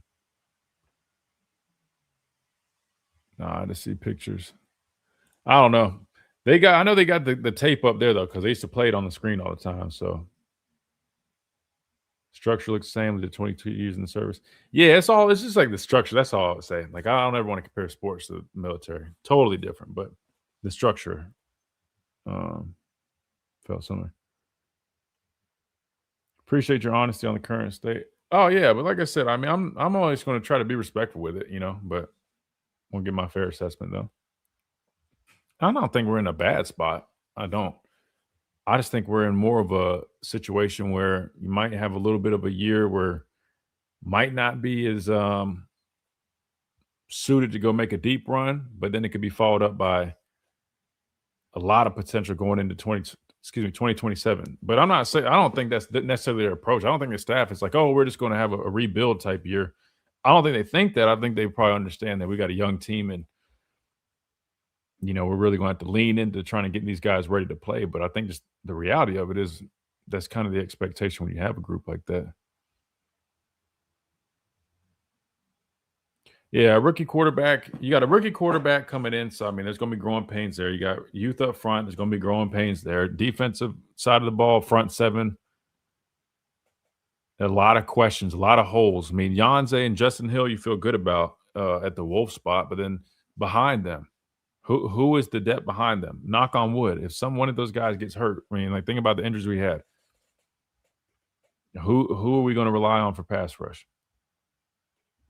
Front seven wise. I mean, who do we feel confident can go out there and really dominate the line of scrimmage and give us a chance up front? I feel like we got a lot of folks from the Army that tune in, man. Shout out to all our military service men and women, man. Appreciate y'all's service. I feel like we got a bunch of folks, whether it's Army, Navy, Marines. Who else? Reserves might be missing some, but shout out to all you guys, man. I appreciate you guys. But yeah, I mean, there's a lot of question marks, guys. But that said, I couldn't find that video. I was trying to. I'm gonna get out of here. We're off on the weekends, unfortunately. Radio's Monday through Friday, and we just stick with that schedule. But hopefully we got some news Monday. I mean, I'm expecting us to, definitely to hopefully sign a couple guys this weekend. So we'll talk about it. We'll break down their tape Monday, whoever that might be. Hopefully some offensive linemen, maybe some defensive linemen. We'll see. But we'll do that then. Keelan and Matt could be amazing. Just don't know until we see it. Yeah, no, that's facts. That's facts. I think they both could be damn good quarterbacks, but I'm just a firm believer, man. Until you fix the true internal issues in terms of the trenches, the guys up front, until you get more rhythm offensively, man, I don't care how talented the quarterback is, they're not going to be excel and play to their full potential. And just currently right now, I don't think I've seen it. Again, just my perspective. I could be totally wrong. I just don't think I've seen enough changes to make me feel, uber confident that, all right, we fixed a lot of the issues that we dealt with last year. Just going to be a wait and see off season. Yeah, 100%. But we'll know more. I mean, the portal closes tonight. So, I mean, once it's closed, it's closed. You got to work with who's in there, and we'll see kind of what comes from it. Hopefully some positive news, but we'll talk about it next week, man. If you guys haven't, just on your way out, man, just hit that like button. We appreciate you guys have been killing it, man. Likes have been through the roof. We've been growing in large in part due to all you guys' support. So I appreciate that, seriously. But y'all be safe this weekend. Enjoy it. Kick back, relax. We got the national championship game Monday. We'll talk about that as well. Should be a good game. I'm looking forward to it. We'll bring you guys some updates with the portal stuff and more Monday right here on the